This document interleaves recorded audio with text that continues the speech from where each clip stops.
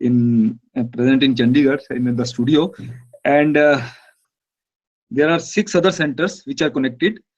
Chandigarh University in Gurgaon, then Maharaja Agharsen University at Baddi, Engineering College Molana, Government Engineering College Bikaner Rajasthan, and Subhasri Engineering College Sikar, IEC Badal, and these are the 6 basically centers which have been connected for this program on green techniques for sustainable construction practices. Because of our say environment pollution and generation of greenhouse gases, global warming, and other issues like air pollution and all that, to control this pollution is a very important thing.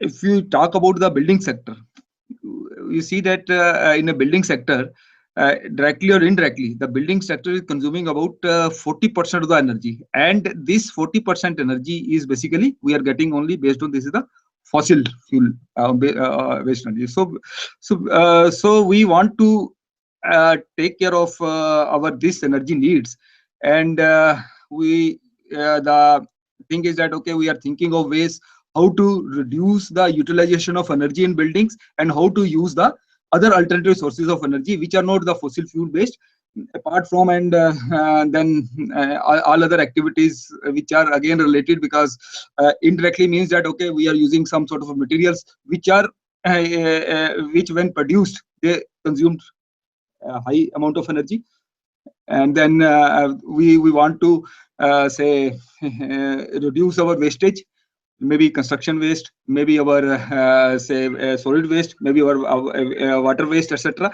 So from that point of view, we are thinking, and this particular program has been designed to where we will be discussing about various aspects of these systems which are available to us, so that we can reduce our energy consumption. Basically, focus is on energy consumption through some green technologies, through some construction practices which are basically generating lesser pollution, maybe in terms of water, maybe in terms of air, etc. So with this background, I will now, before we start our first session, I think we can go to various centers one by one, and if the coordinator, or if you have the other, either you are senior VC or registrar or other chief guest is available with you, so we can give maybe 5 to 10 minutes to that center. So first we will go to Chandigarh University. I think the coordinator contact person is Avni Chopra. So okay, maybe there is some problem. Then we can go to Maharaja Agharsen Institute of Technology, Baddi.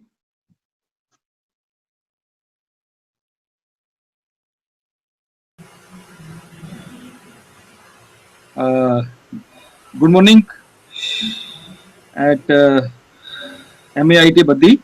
I think Radna ma'am is there.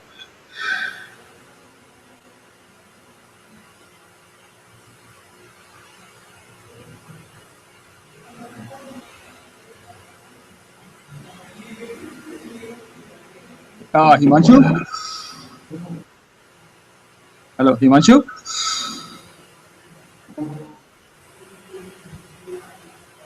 Okay, I think there is. Yeah.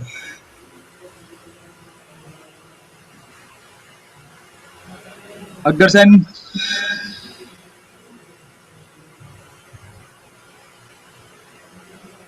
Okay, we can go to next center, Molana.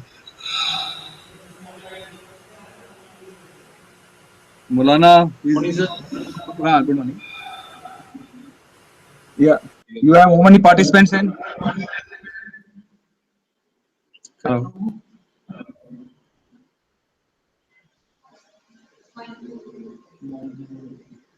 Yeah.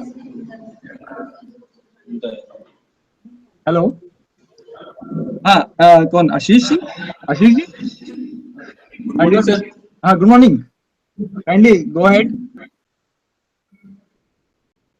Your participants, you are still waiting for the participants?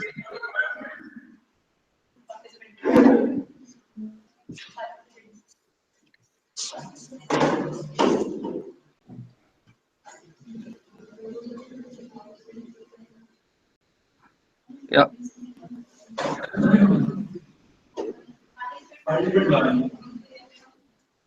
Okay, we can go to next then. Bikaner.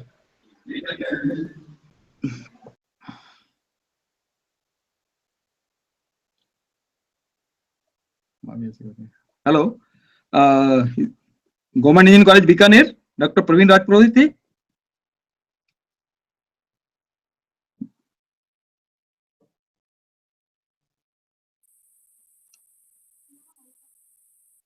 Your mic is off. Your mic is off. Rohit ji mic on करिए.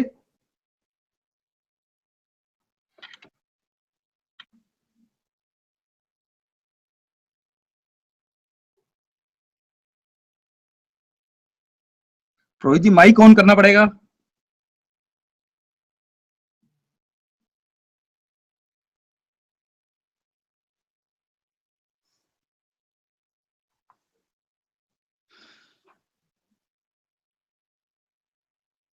यहाँ भी ऐसे लग रहा है.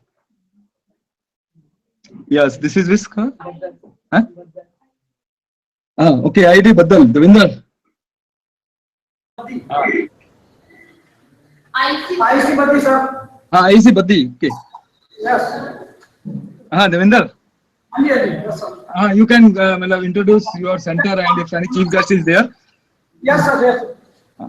I, Devendra Sharma, Dean Engineering, welcome our chief guest, Registrar Dr. O.P. Sharma, Dean Academic Affairs Dr. Gagan, Principal Law Dr. Bhavinder, Principal Pharmacy Dr. Mittal, faculty members and my dear students. The program on green technologies, techniques for sustainable construction is very useful from the environmental point of view. As we all know that the whole world is suffering from global warming and greenhouse gas emissions. These greenhouse gases containing damage to our environment and health of our ecosystem. In order to reduce the effect of GHG, we have to use new technologies in creating cleaner structures to complement current practices. The common objective of using greener technology is to reduce the overall impact of built environment on human health and natural environment. I am thankful to Dr. Sanjay Sharma and his team for organizing this kind of program. I hope that this program will be very useful for spreading the awareness among the students, faculty, and in the society. Thank you very much.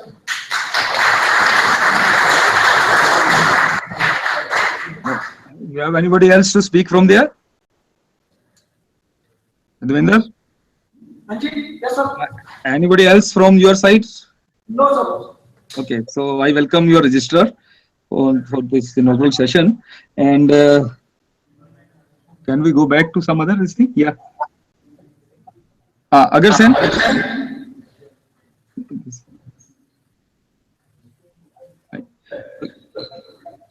Bikaner.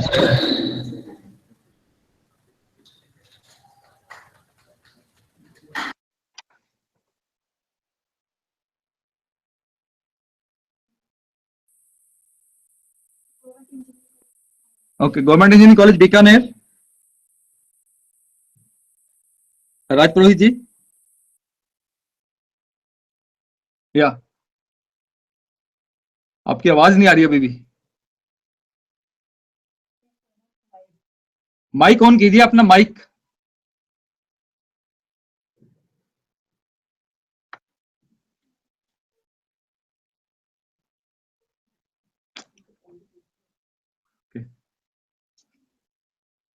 आपकी आवाज mic आपकी side से mic off है. Okay, now this is what. Maulana. Okay, anybody from Maulana?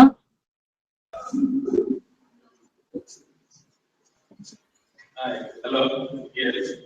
Yeah, good morning. Yes. You are audible. morning, sir. Good morning.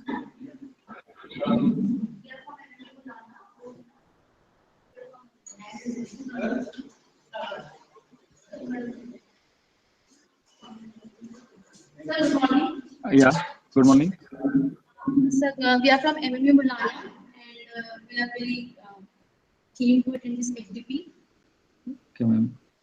Yeah, welcome. I think you have got your question has been the person, but in any case, let them join. And I hope all the details are available with you. Yes, sir. Okay. So, so we will be anything if anything else is there. Otherwise, we will move to next section. Sorry, sir, you're not audible. Okay. If you want to say something else, No, sir, thank you so much. okay, please. Okay.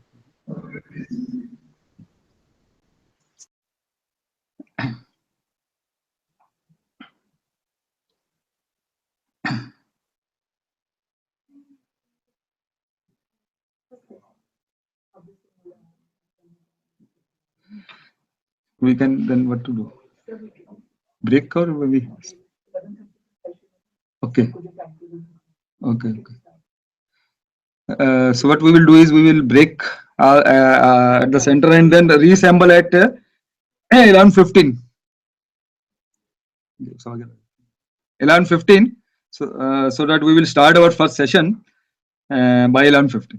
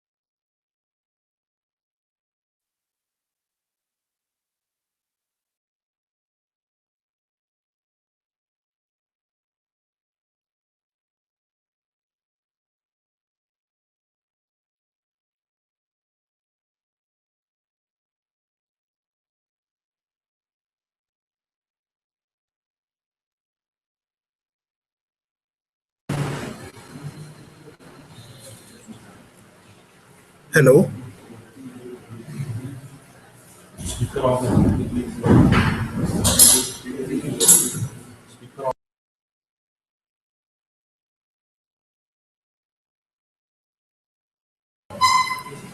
Hello.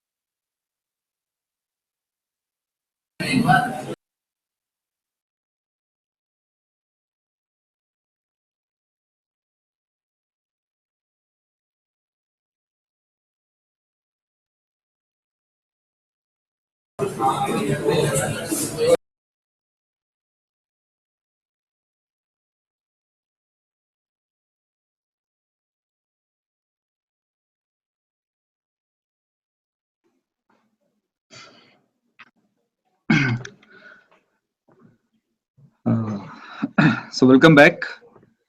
I hope all the participants, all the centers are now there.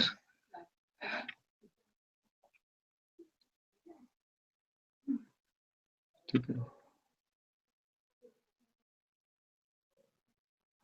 can touch the sea.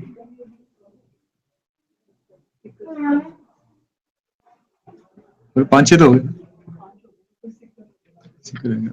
उसे ये से बात कर लेंगे, कल जोड़ना होगा तो कल देख लेगा। Okay, so we will start with our first session. Maybe this is an introduction to green buildings. Many a times we wonder that okay, from the name it appears that okay, you have a green color or you have some plants around that, so you call a building a green building. But that is not a truly in sense that this type of building is called a green building. You have a different types of definition, but basic definition as given by this IGBC, Indian Green Building Council.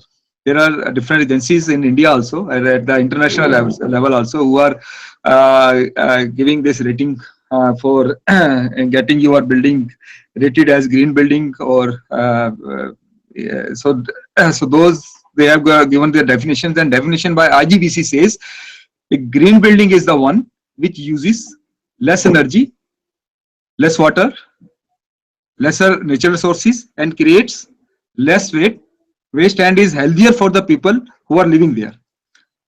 So as I said that any green building, it has got always you can say when we are carrying out the rating also, it is based on 5 components. Those 5 components are, first very important thing is your energy, because when we started with our introduction today, we said that okay, our main focus is using clean energy, or depending upon reducing our greenhouse gases emission into the thing. So basically energy is the one major focus in this, but then when this movement of this building started, earlier the buildings, they were basically given the name as energy efficient buildings. So the buildings which are having those features, where they were utilizing more of your natural light, or natural say natural light, natural sun, etc.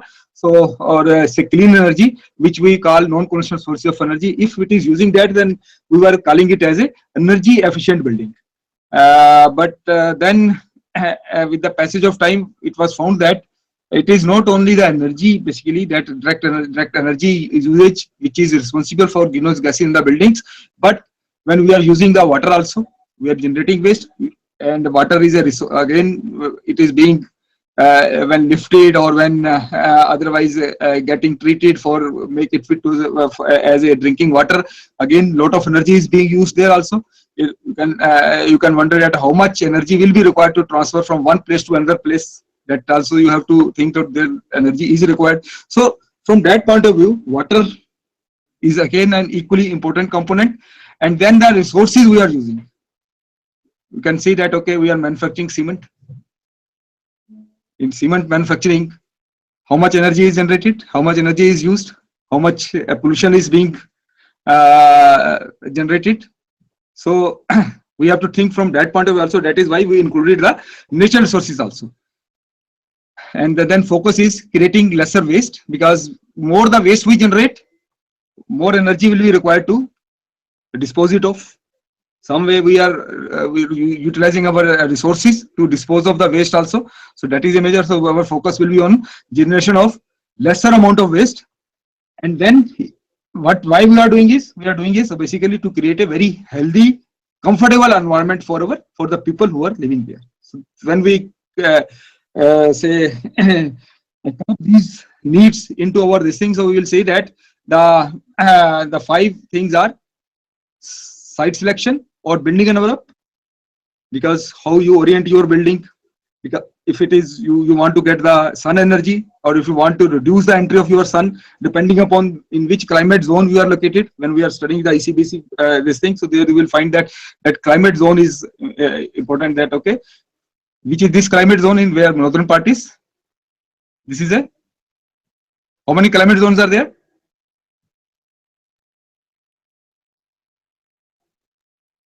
5. So this is the one our is located. Basically, it is a composite zone. Northern is a composite zone, and it is a hot. You will get more this thing over ECBC when we are doing that. But yes, so depending upon the climate zone, you have to decide the orientation of the building, and then how much light you want to enter into the building. So on that you will decide what is your window site, what type of your you can say that cutoff you are provided, like you want to enter morning sun to enter, and you want to reduce evening energy, not allow that energy to enter into your house. So basically, based on that, you have to see that decide your building orientation. That is what we call the building envelope. So there is a separate session on building envelope also, and then water usage, coming to this yes, building envelope, and then coming to your energy. Mostly we are using the fossil based energy, but nowadays the lot of emphasis is on using the non-conventional source of energy, which is again tapping the sun energy.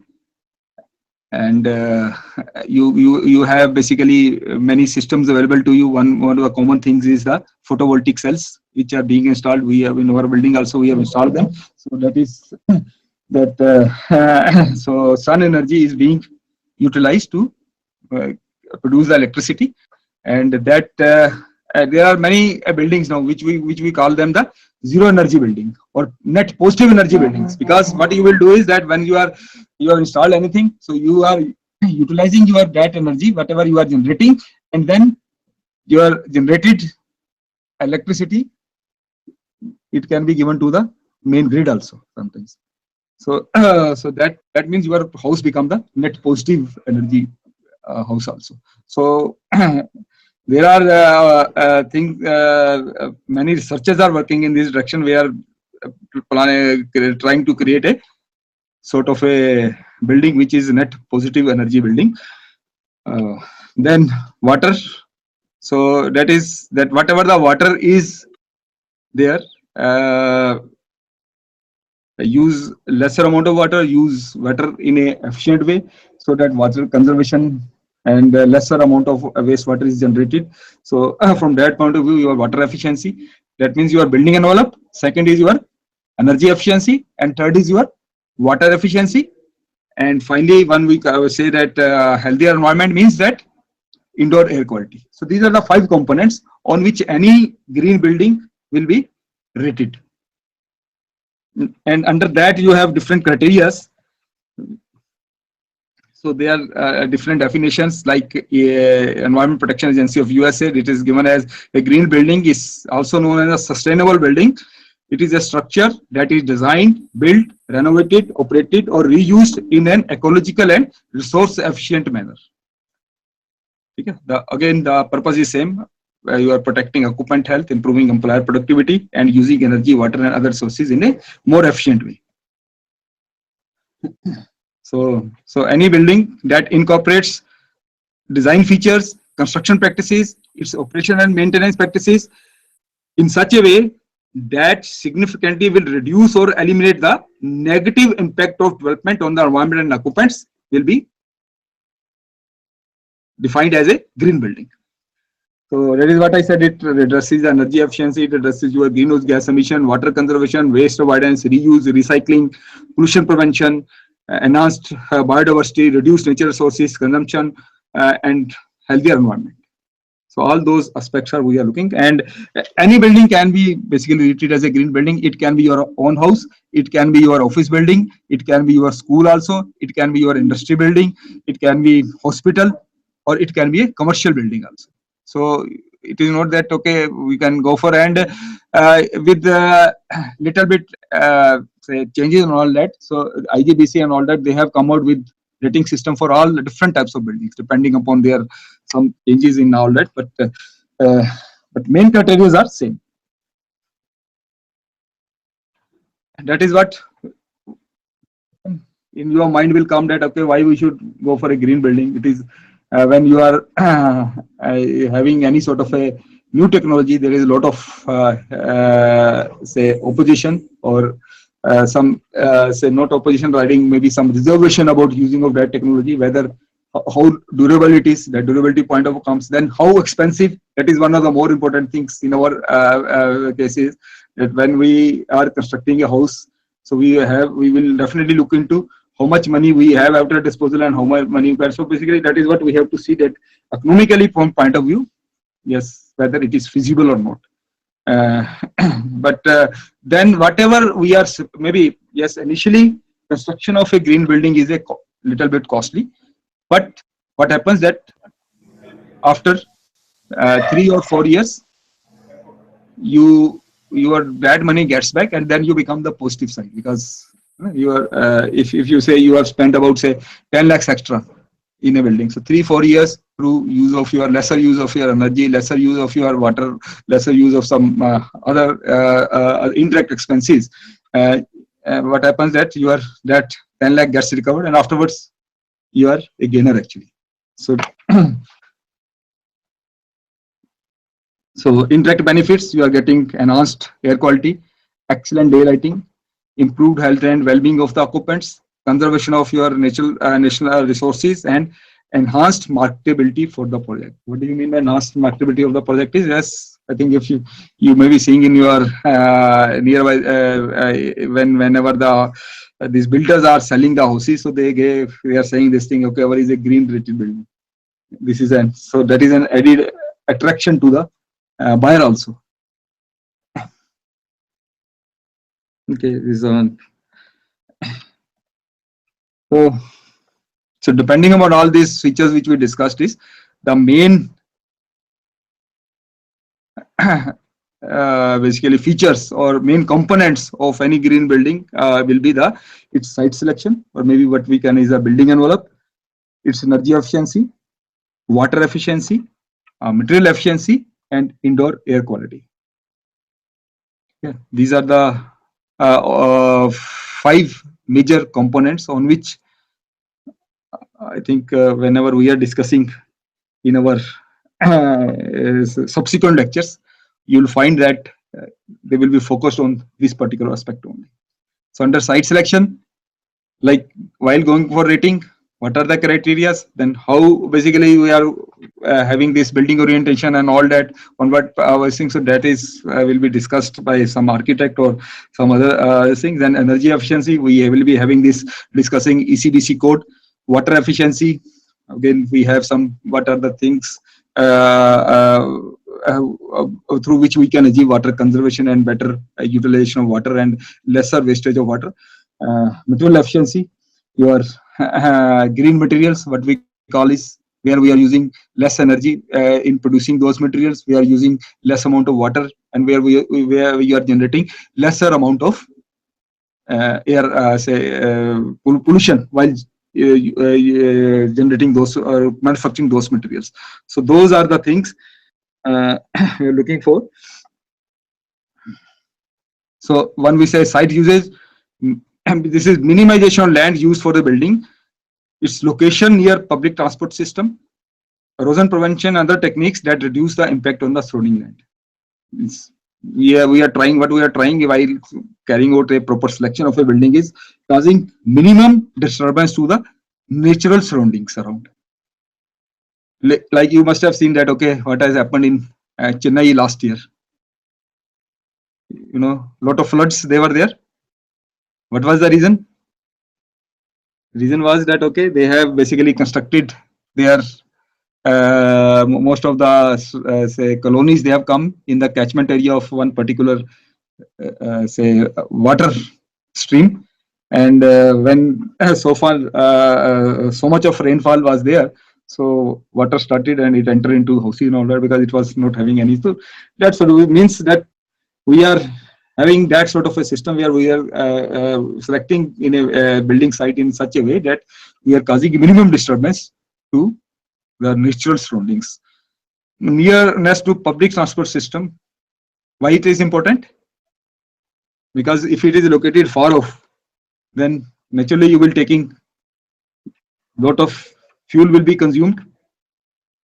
There will be a lot of consumption of your fuel and all that. You will be using your own vehicle while moving from one place to other place.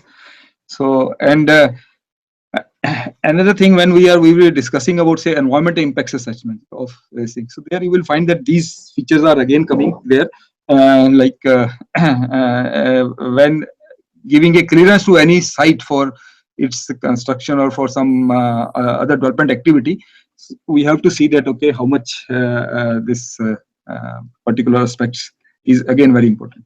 So erosion prevention and other techniques basically that will reduce the impacts on the surrounding land. Maybe you can say, as I said, drainage, as I said, natural vegetation, natural topography of the area, lesser disturbance to your topsoil. Okay, that is equally important. So then energy efficiency. So mostly what we are using energy to the extent of, say, direct energy usage is about 33% in our building sector. And that means that how much energy we are using. So almost 33 to 40% is being used for our buildings only. Like, and we basically our lifestyle is energy intensive lifestyle. Okay? We are, for most of our needs, we depend upon, if you get up in the morning, you need hot water, you need lighting, you need your cooking also, you are depending on so many things for your on light energy. Then you are using your all this TV, and you are having all those systems are, say, we are mostly dependent upon our energy this thing for our better lifestyle.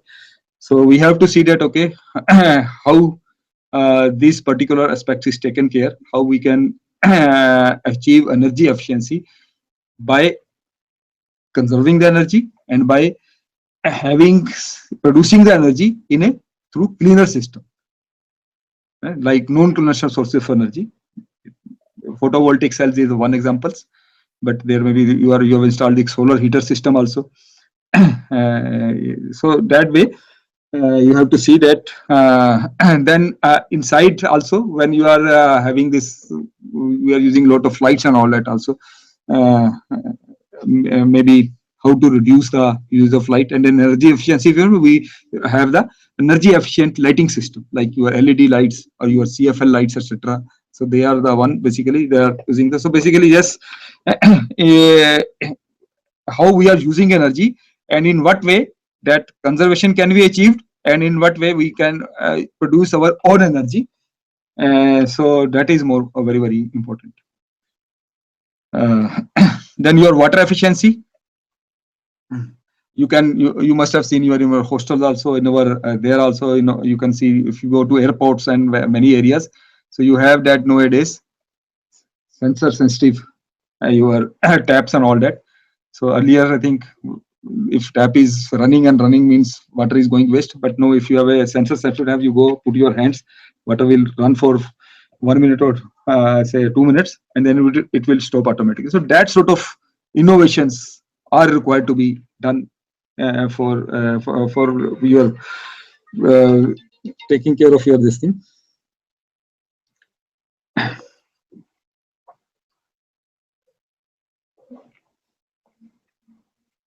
There may be some other areas like even water. In many of the places, the water recycling is become compulsory. Rainwater harvesting, installation of rainwater harvesting system is again compulsory in many of the cities. Okay, you have to, whatever the whenever there is a rain, you have to either put that water into your groundwater, or you have to store that water and reutilize it. It may not be important in many this thing, but maybe in some locations like hilly areas are there, or like your some areas like Rajasthan. There, I think one good example. It is not that okay, rainwater harvesting like smaller tanks are not thing. You must have heard this Anna Hazare's village. Okay, so how it got converted is one of the good example where I think through the water conservation and having the watershed management systems, that water was stored, and it is now the story of that village has changed. There are many nearby examples in Chandigarh also. There is a one particular project, Sukho Majri, and there they installed this small earthen dam. The rainwater was stored, and that has changed the very economic conditions of the local people there. The people who are not having the one meal food also, no, they have 3-story houses available to them. They are maintaining 4-wheelers and all that also. So that is what that okay. Water efficiency is again very, very important. Materials use. We are, I think, a lot of our students are also doing, when we are doing this thing, your thesis work, and also we are trying to have some sort of giving the projects based on your reuse of some material, like waste material. You must have seen this fly ash, or you must have seen this recycled aggregate, or many of the materials basically which are recently one of the PhD students and he has used the waste foundry sand. Then one of the student has used the waste foundry slag of this Mandi Govindgarh, where there are a lot of foundries are there, and then whatever the slag is there, that slag was not basically to be utilized and to be dumped. Any space was not available for dumping that slag also. So basically that slag has been utilized for developing a very high strength concrete, and maybe ultra high strength concrete that has been used to develop that also. So basically, yes, material usage by recycled material, and then having those sorts of material, natural materials, which doesn't employ energy or uses lesser energy while during their manufacturing process. When they are being manufactured, so lesser amount of energy is used. Or we are using that is one good example is, have you heard of this irradiated concrete? अपने concrete में पढ़ा भी होगा शायद, I think, or this thing. Irradiated concrete. What is irradiated concrete? Lightweight irradiated concrete, yes. How it is? What is the components of this concrete? Okay, we'll discuss in green materials.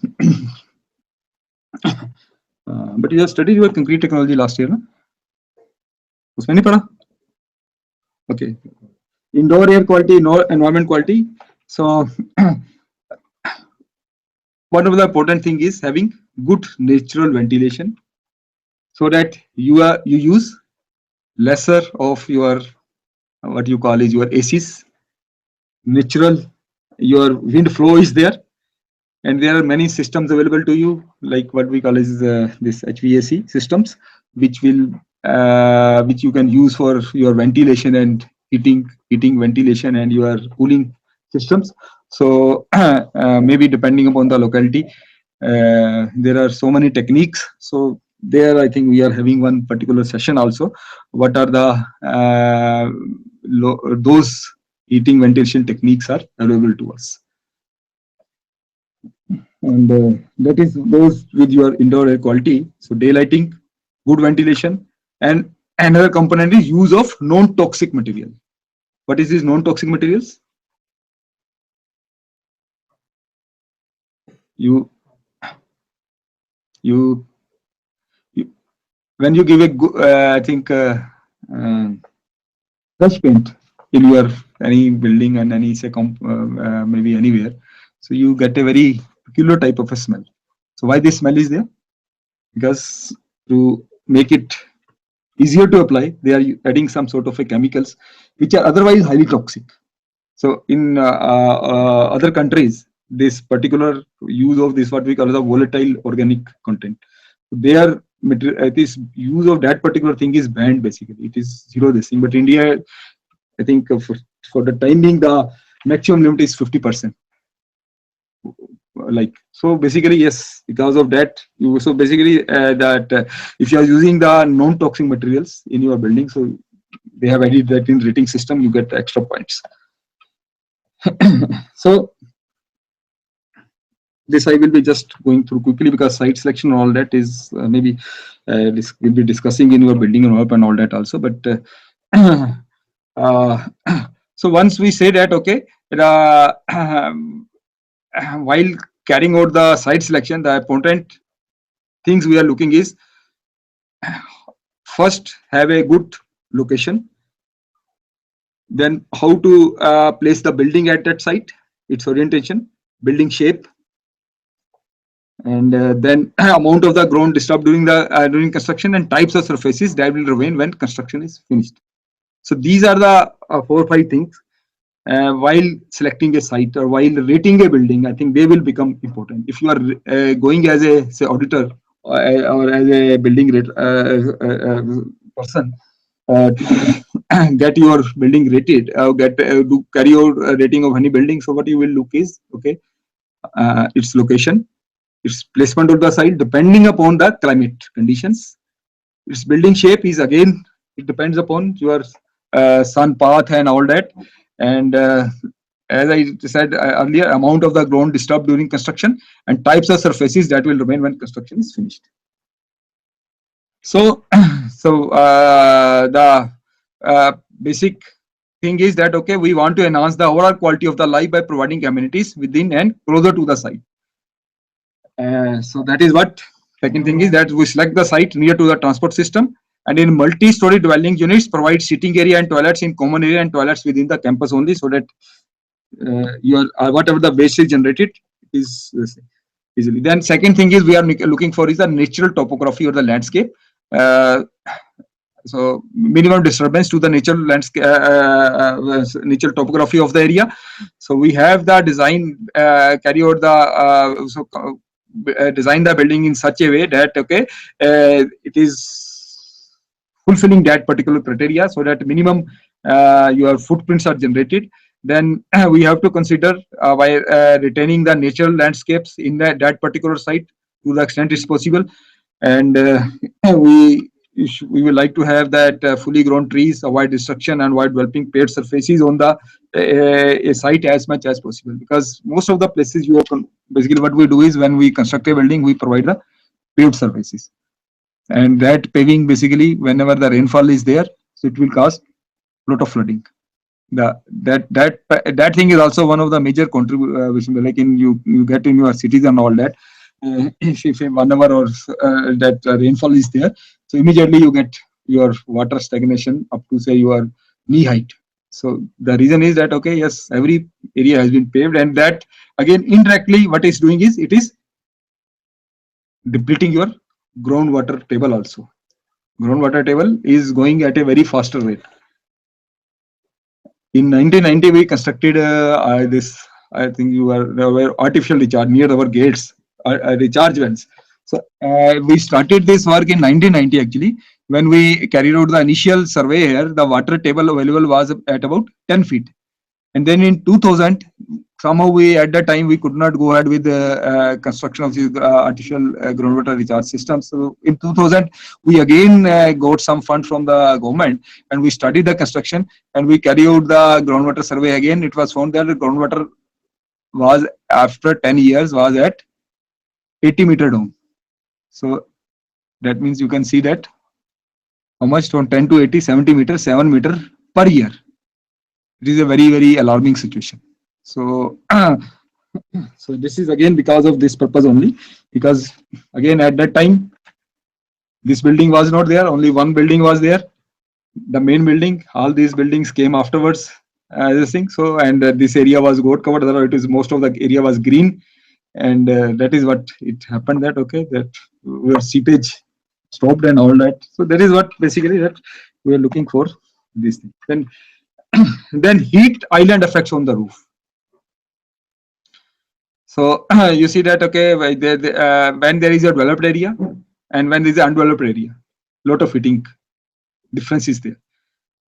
If this is a concrete, you can say concrete gains heat very quickly.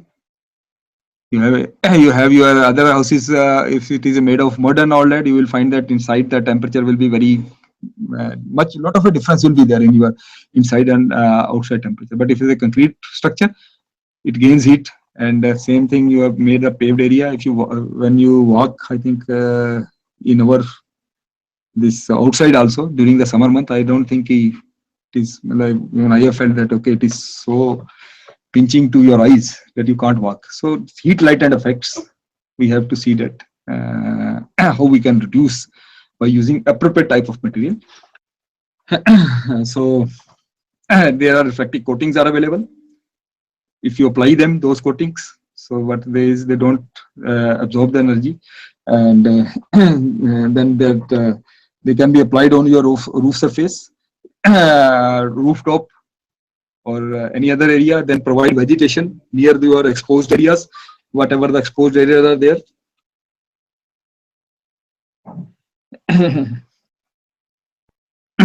Parking facilities are again important. That okay. They have to be provided to meet the needs of your occupants and as well as the visitors. So basically, yes, in the parking facilities also we have to consider basements and other streets parking area to reduce the heat island effect. When surface parking is planned, consider permanent cover at the top. So because when you are using your vehicle, placed in this thing, so initially you will use a lot of energy will be utilized. Non-fossil fuel vehicles, many locations and many this thing, no, they are very common. They are being encouraged at many thing. If you go to our lake also, and in Chandigarh also, these battery operated vehicles are now in use. In many of the outside country, mainly that we are using this solar based buses also. So like I think there is an idea that okay, even our trains and all that, so they can be having a rooftop where you can they can be your photovoltaics can be installed and energy can be generated, because most of the time you are during daytime the trains are moving in the sun only, and you are particularly like in India we have a lot of sun energy available to us. And target is that okay, by end of this particular decade, about 30% our energy is utilization is through the solar only. And lot of actually states are working in that direction. There is a one particular Ministry of Non-Conventional Resources Energy, MNRE. They are the one who are promoting this sort of activity. They are giving a lot of grants also to carry out your research or to carry out dissemination of knowledge also for that particular purpose.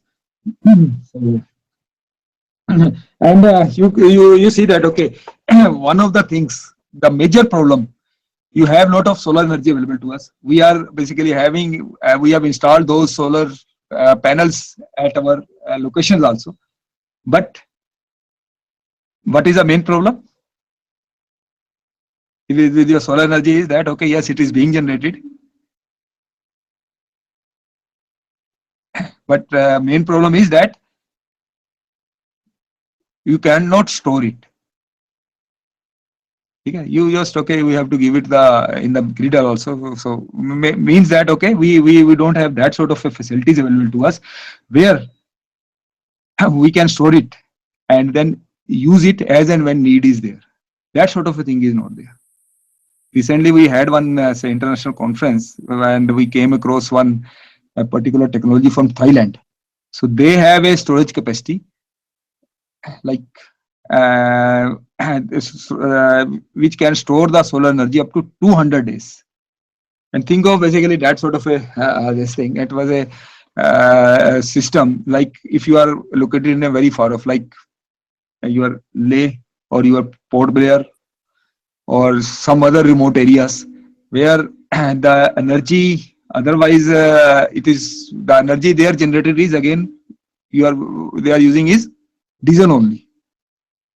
Okay. They are using this diesel sets to, and they are all the energy it is not being, because they don't have the basically this hydropower plants there also. They don't have other sort of a system also. So there, so if you get that sort of a capacity that sort of a system there, where it can, your solar energy can be stored and it can be used, because solar energy is available to you during daytime, but during night time it is not generated. So if you can store and you can utilize that particular thing during the night also, so I think there will not be, and then a lot of your construction cost and your other activities will be solved.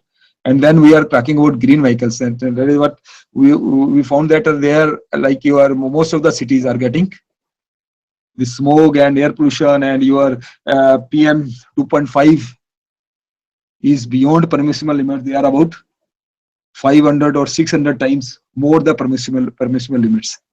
And if and why this is there, it is because of uses of your petrol and diesel only. And you can see that, okay, this time when the smoke was there in the Delhi, so the people were saying that, okay, if you go out and standing there in the open, that means you are smoking about 50 packets a day in a this thing, 50 cigarettes a day in a day. So that is that sort of a damage. You are not smoker, but still your health is getting affected because of that only. So so if we can use this your energy, we can store that. Definitely, that I think nowadays a lot of research work is being carried out, like our mechanical people are there. So I think even in motor vehicles also, I think the energy is being, or researchers are focusing their attention to have a hybrid type of a system, or maybe simply like your electrical based coils vehicles and all that also. So that sort of things are going on. So survey the non-fossil fuel vehicles, they are already there, and but the major problem again there is to create facilities was to refuel these kinds of vehicles. This is also coming into your this thing, like you have your CNG based vehicles in most of this thing, but if you go to Delhi, you'll find even Chandigarh also these autos and all that. There are very few outlets where you can get your CNG filled. So there is a long queue basically in that. So those sort of facilities are still not there. So yes, while site selection all that also, this particular aspect is again getting attention of your auditors. Design for physical challenge. This is also one part, extra points basically we will get. If it is a if your rating systems are either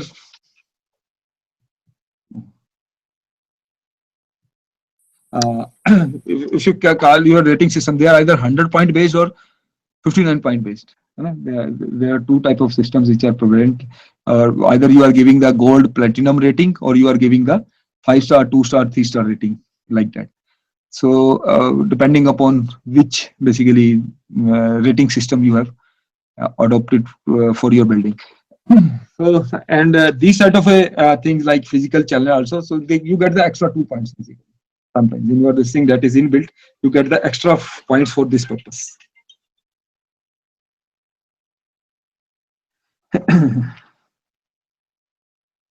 So this is something on site selection. Then your water efficiency. Important is the use of the raw water. You see what is happening is your treatment plant is located about 20 kilometers, maybe sometimes 30 kilometers in one corner. You are pumping that water to your this thing. Chandigarh, if you take the example, if you see that the water is brought from 30 kilometers away. There is a one particular location called Kajoli Waterworks. So there they have that the canal, main Rajasthan canal from they have created sort of a some intake structure, and they have installed 1000 horsepower. There are 4 lines basically of particular capacity. I don't remember the capacity, but particular capacity 4 lines, maybe 15 mgd each or something like that. That water is being pumped and pumped from that, because that is a lower area, lying area, and Chandigarh is at the higher end. So it is to be, it cannot be brought under gravity. It is being pumped, and for running those 1000 horsepower motors. The Chandigarh government is giving a bill of about 4 to 5 crores to the Punjab government for that. Only electricity bill is there. So that will again, what sort of energy and what sort of a thing is there. Then again, they are brought here. From there, they are again pumped to your local centers like 26. We have one here across the road. Then you have one in sector 12 or one in 32. So there, again, they have got the underground channels where again the water is pumped, then given to your overhead tanks, and from overhead tanks under gravity it comes to your houses. So that means that we are, so what you are again during this transportation, there are always chances you get the contamination. Recently I think there was something in that when this new mayor was elected in her ward only, अगर आपने newspaper में पढ़ा होगा यहाँ पर, तो the water got contaminated, the source could not be ascertained, and a lot of people they got affected. So thing is that okay, when we are, so why not to have a sort of a system where raw water is supplied at your thing, like our institute, it is a big thing. So raw water is supplied here, we have our own treatment plant, and then that is supplied. Again, whatever the water is coming as a waste, that is again recycled and again being given to that sort of a technologies we are looking for in water efficiency, this thing. And and sometimes you don't need water basically for you. And another good thing is, okay, how much water treated water is required by you, like your flushes and all that. You don't require the treated water, fully treated water. That is not a potable water, is not required. So there again, you are for cooking, for bathing, or for other purposes, you are if your total 30% of the total water demand is for this purpose only, remaining is only for your some other works only. So basically, yes. So in that particular thing, what we are looking for in a building is that okay, you have the incorporate the separate plumbing lines for treated and raw water. Treated water you are getting, but you see how much your dependence will be less. The raw water can be sourced either by recycling and wastewater or harvesting the rainwater also. So that is the techniques basically we are using them. Then you use the water efficient fixtures. So look for this efficiency, look for products. You have a different flow rates at the different pressures. So यानी कि एकदम खोल दिया तो एकदम पूरे pressure के साथ पानी जो है अपना चलना शुरू हो गया. So fixtures with very ultra high efficiency, they can really reduce your water consumption needs. Use low control flow water fixtures for basin, urinals and toilets also. Many times your WC doesn't require always 10 liters of water for flushing. When it is not being used for a particular purpose, so it has to be only for you require lesser amount of water. So why not have a dual flushing system also? So those sorts of things.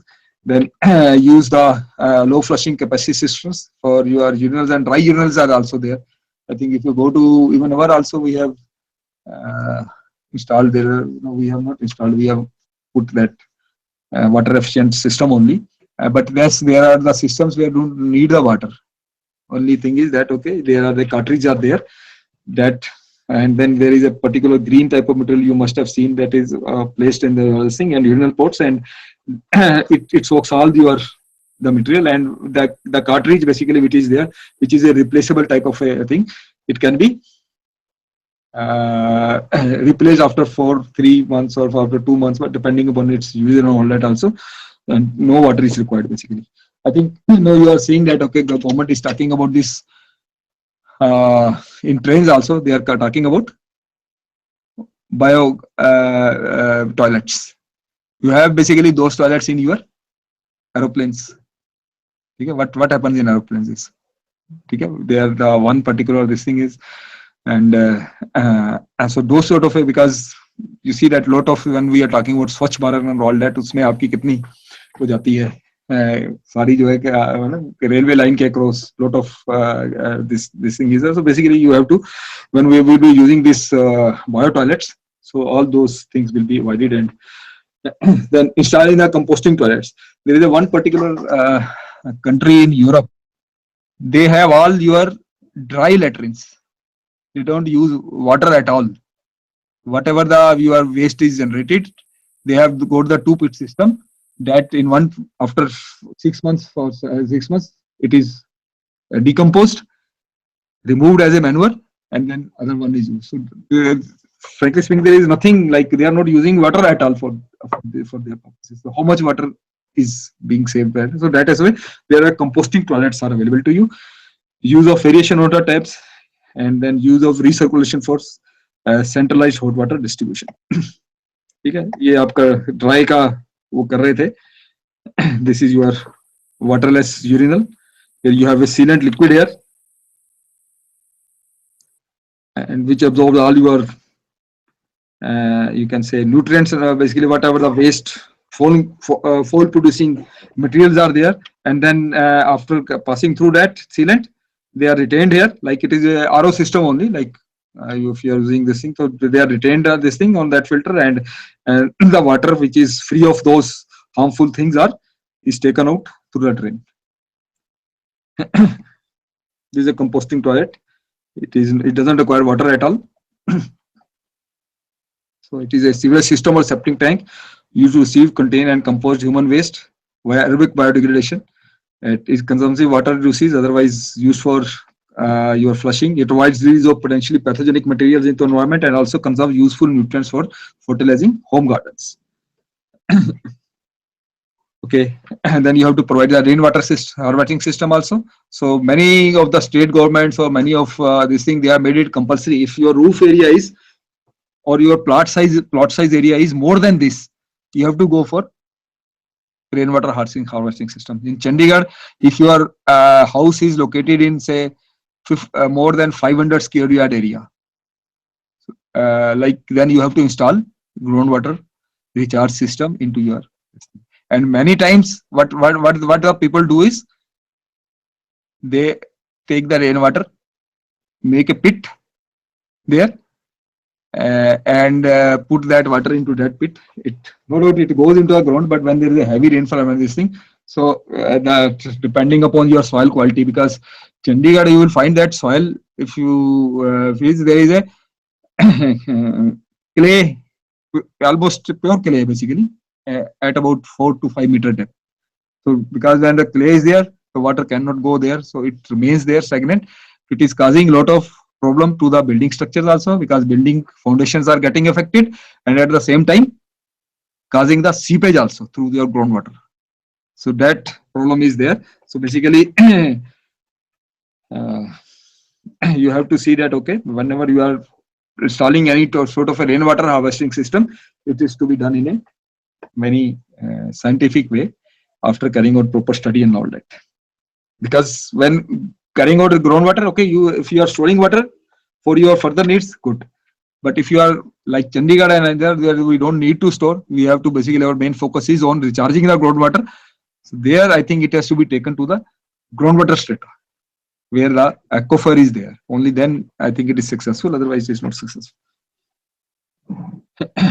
Then grey water treatment, whatever the water is wastewater is being generated. So there are techniques are available. You can treat the water to an extent it can be made 100% fit for drinking purposes also. And there are many like countries. If you go to this like where your country around desert areas like Dubai and all that, there they are we are not basically having water, whatever the water is being, wastewater is being generated, that is fully treated again and again used for drinking purposes also. If you go to like astronauts, if they are going there, okay, they are staying in the space for about 6 months, okay, more than sometimes year also. So they cannot carry that much of water there also. So they have all those sort of technologies available, this thing, and you cannot throw any waste into space also, because you throw the waste, it will scatter around and will not cause this thing. So they are using all these techniques. These technologies are being used there, and so yes, techniques and technologies are available to us. Only thing is they are initially they are little bit costly. But if you can see that, okay, when initially there were mobiles, so getting a mobile was difficult. Okay, if you have purchased it also, maintaining it was difficult. The incoming rate and outgoing rate was almost equal. Receiving and calling, it was about 15 rupees or something like that per minute. It was too costly at that time. So, but when your usage goes up, so then your technology cost gets reduced. So basically, the purpose is again that you tell the people, you make awareness among the people so that techniques are available. But we have a sort of a habits basically. Whatever I can say that when we are habitual to certain things, so we don't want to change. That is a natural human tendency. You can say that, okay. So from that point of view, that more sometimes laws have to be there. Sometimes your this thing has to be there. Awareness has to be there. The both things are to be created. So provide an on-site separate pumping system for flushing and for the use of water. Last time we got a consultancy through there is this Bathinda Kent area. They were having about 500 acres of. There are two campuses, one south campus and north campus, and they were generating 22 mgd wastewater daily. 22 mgd. You can imagine that how much water is there,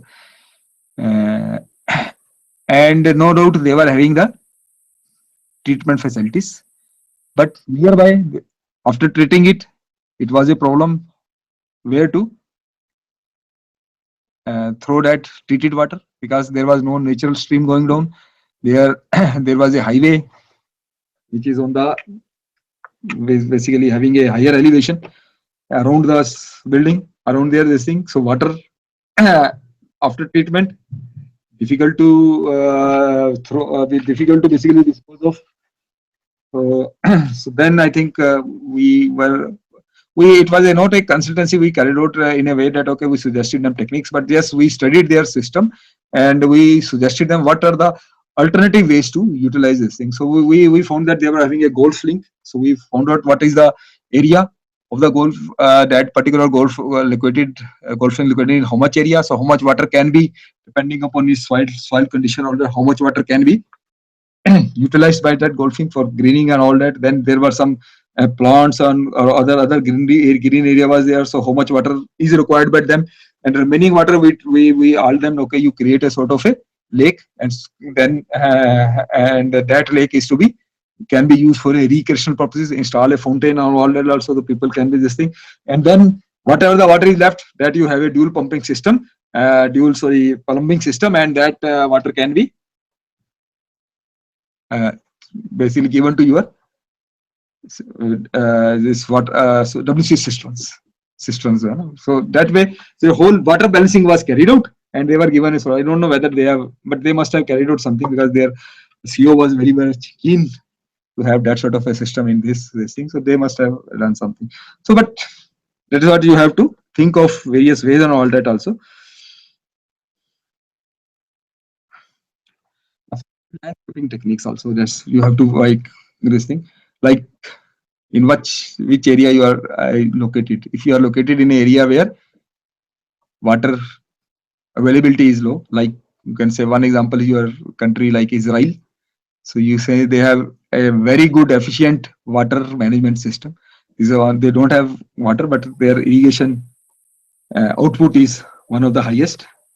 So we have to see that, okay, what type of a plants basically we need to grow, in what type of a climate we are located. Depending upon that, if it is a hot climate, you need to have those sort of a plants. जैसे राजस्थान में बनते हैं, ठीक है, जिनकी water demand is low. So we have to think of that. So reduce stormwater runoff by using pervious concrete pavements. Yeah, there are you will see that, okay, there are concrete which we call is a no fine concrete, जिसमें fine sand नहीं use किया हुआ, अपने जो है aggregate use किया है, तो उसमें concrete है, बट उसमें क्या है, पोरोसिटी है, होल्स हैं, वायर्स हैं, तो उसके थ्रू जितना पानी होगा it will go through your that sort of a system और ग्राउंड में जाके सिप कर देगा. तो your ground water is also not this thing. So इसमें काफी काम कर रहे हैं आई थिंक. अंबुजा ये कौन से अल्ट्राटेक वाले, they are having that sort of they are not supplying in this part of the country but they have that sort of a system to उसका एक प्रेजेंटेशन है वहां पे रखी हुई है. reduce storm water runoff by using pervious concrete pavements and ठीक है, use drip irrigation and self closing nozzles in the house for gardening.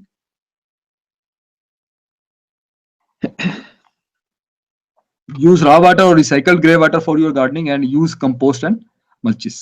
whatever this thing है, because मॉइस्चर को मेंटेन करके रखेगा. यहाँ पे आप अगर वो करेंगे तो moisture maintenance is important there.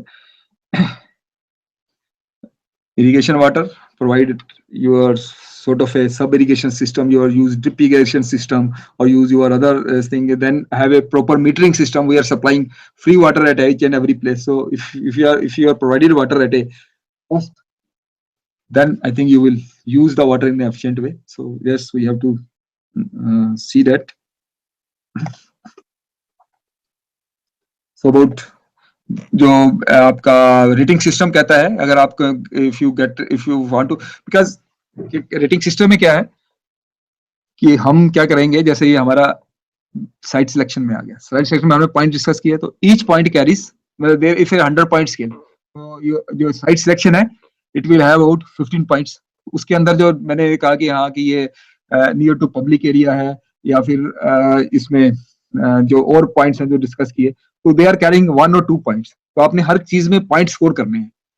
आपने अगर उसमें से जैसे साइट सिलेक्शन में है, you have scored about 15 points में से आपने हो सकता है 10 स्कोर करें, आपके हो सकता है 15 स्कोर कर लें, या फिर हो सकता है 2 स्कोर करें. तो आपने पॉइंट स्कोर करने हैं, अपने रेटिंग में अपने पॉइंट देने हैं. तो इसमें भी इसी तरह से है. अगर आपका जो है इरिगेशन वाटर एफिशिएंसी सिस्टम में आपने अगर रॉ वाटर यूज किया हुआ है, यू गेट पॉइंट्स. आपने अगर रिसाइकलिंग का सिस्टम रखा हुआ, यू गेट पॉइंट्स. आपने अगर फिक्चर्स रखे हुए हैं, इसके वाटर एफिशिएंट फिक्चर रखे हैं, यू गेट पॉइंट्स. आपने अगर इरिगेशन ड्रिप इरिगेशन सिस्टम लगाया, you get points. So basically about water efficiency will again have about 20-25 marks. So उसमें से 20 parts and depending upon different system, तो उसमें जो marks हैं, how much you score.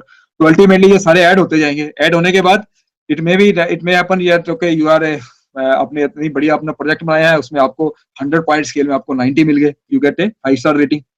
If you achieve a 50, you get a 1-star rating. If you get below this thing, you get no star.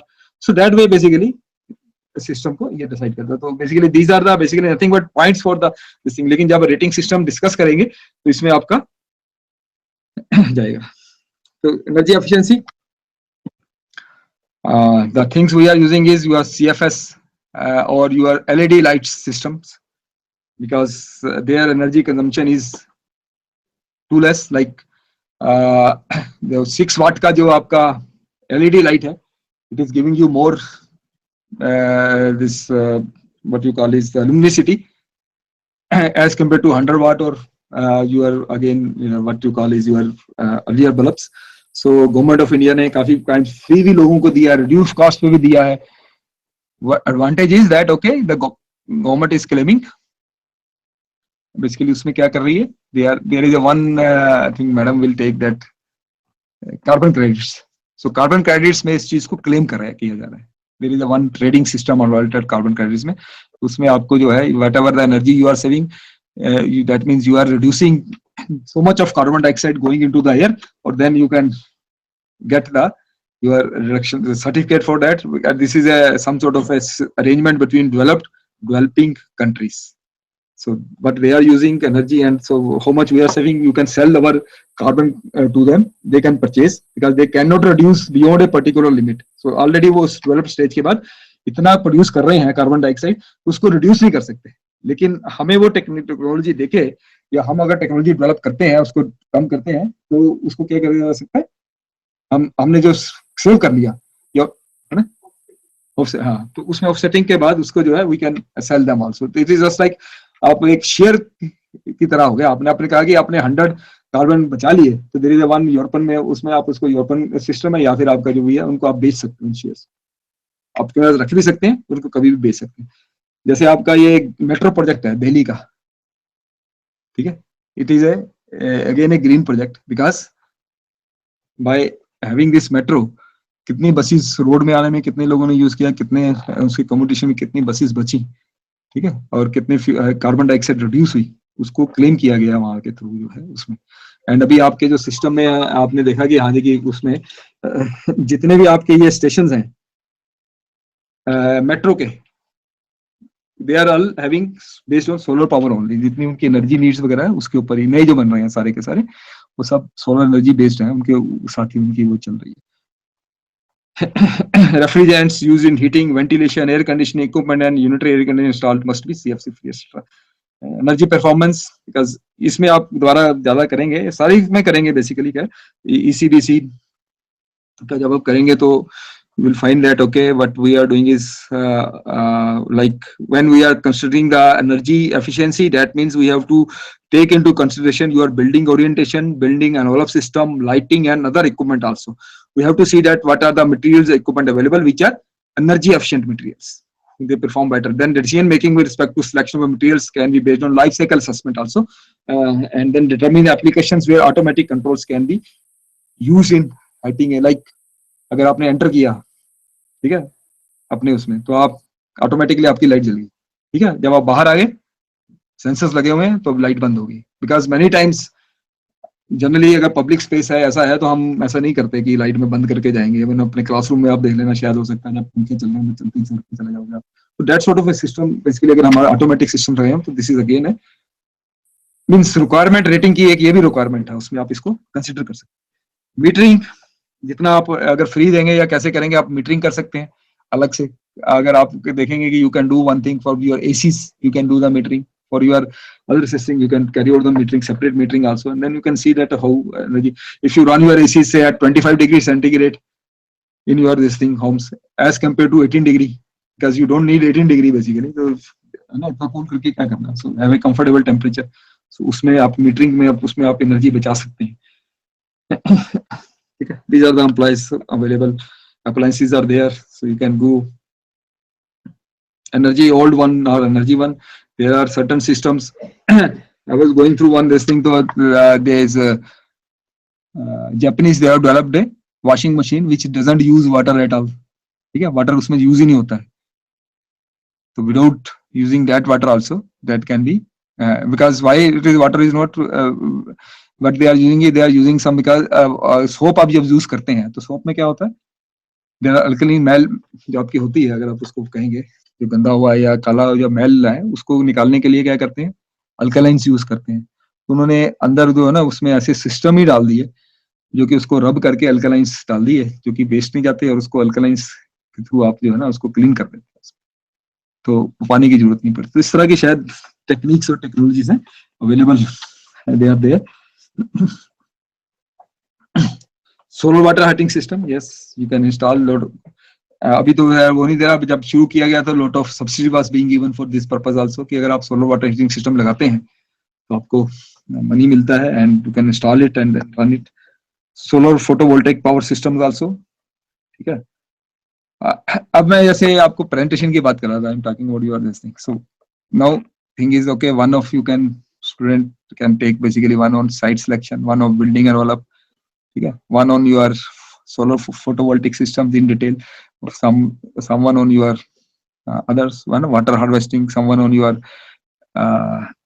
this what you call is that recycling, water reuse systems and all that also। तो वो उसके ऊपर जो है your one presentation per day and one this thing will be there, ठीक है, this in detail। So there will be some discussion in detail afterwards also, but you have to prepare it। ये मैं जैसे energy storage की बात कर रहा था, so why not to have a energy storage systems, battery, solar water heating panels, there are two different types and also non conventional source of energy में you may be requiring type of things, on site renewable energy promotions, lighting,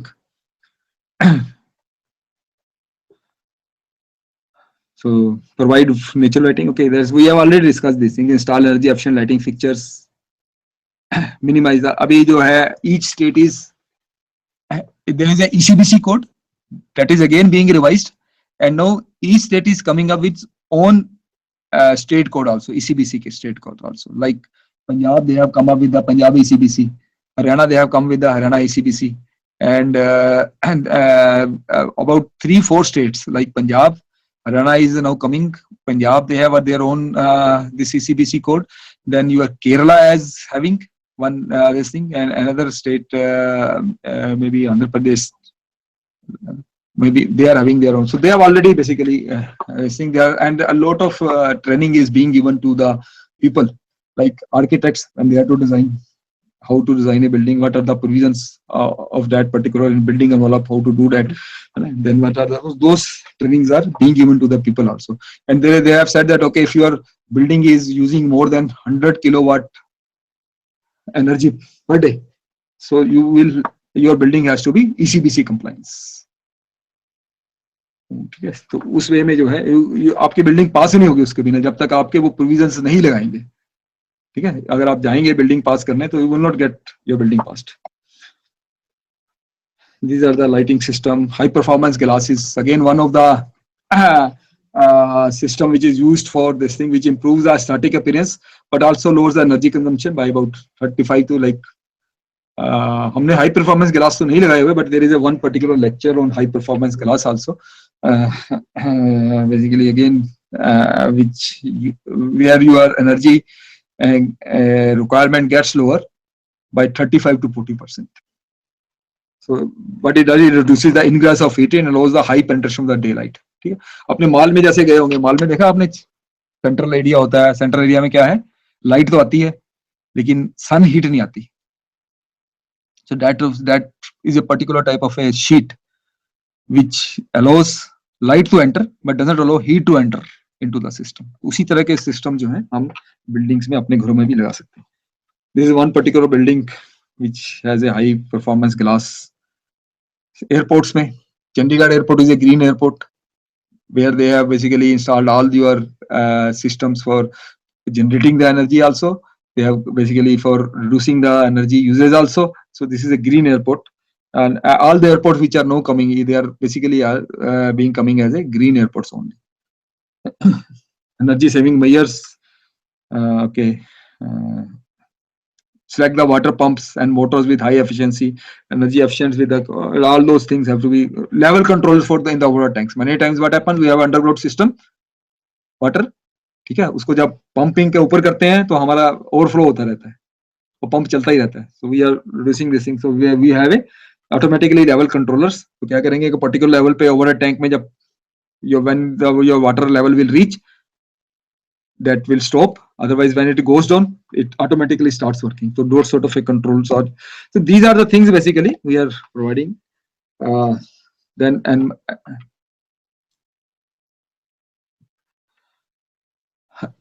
Then you have the facilities segregation of the waste. So again, it is important that whenever we are generating waste, we basically segregate the waste. Either organic waste, paper board, plastics, metal, e-waste, and batteries, etc. Waste reduction during construction is again one of the important aspects. Like many of the, if you get one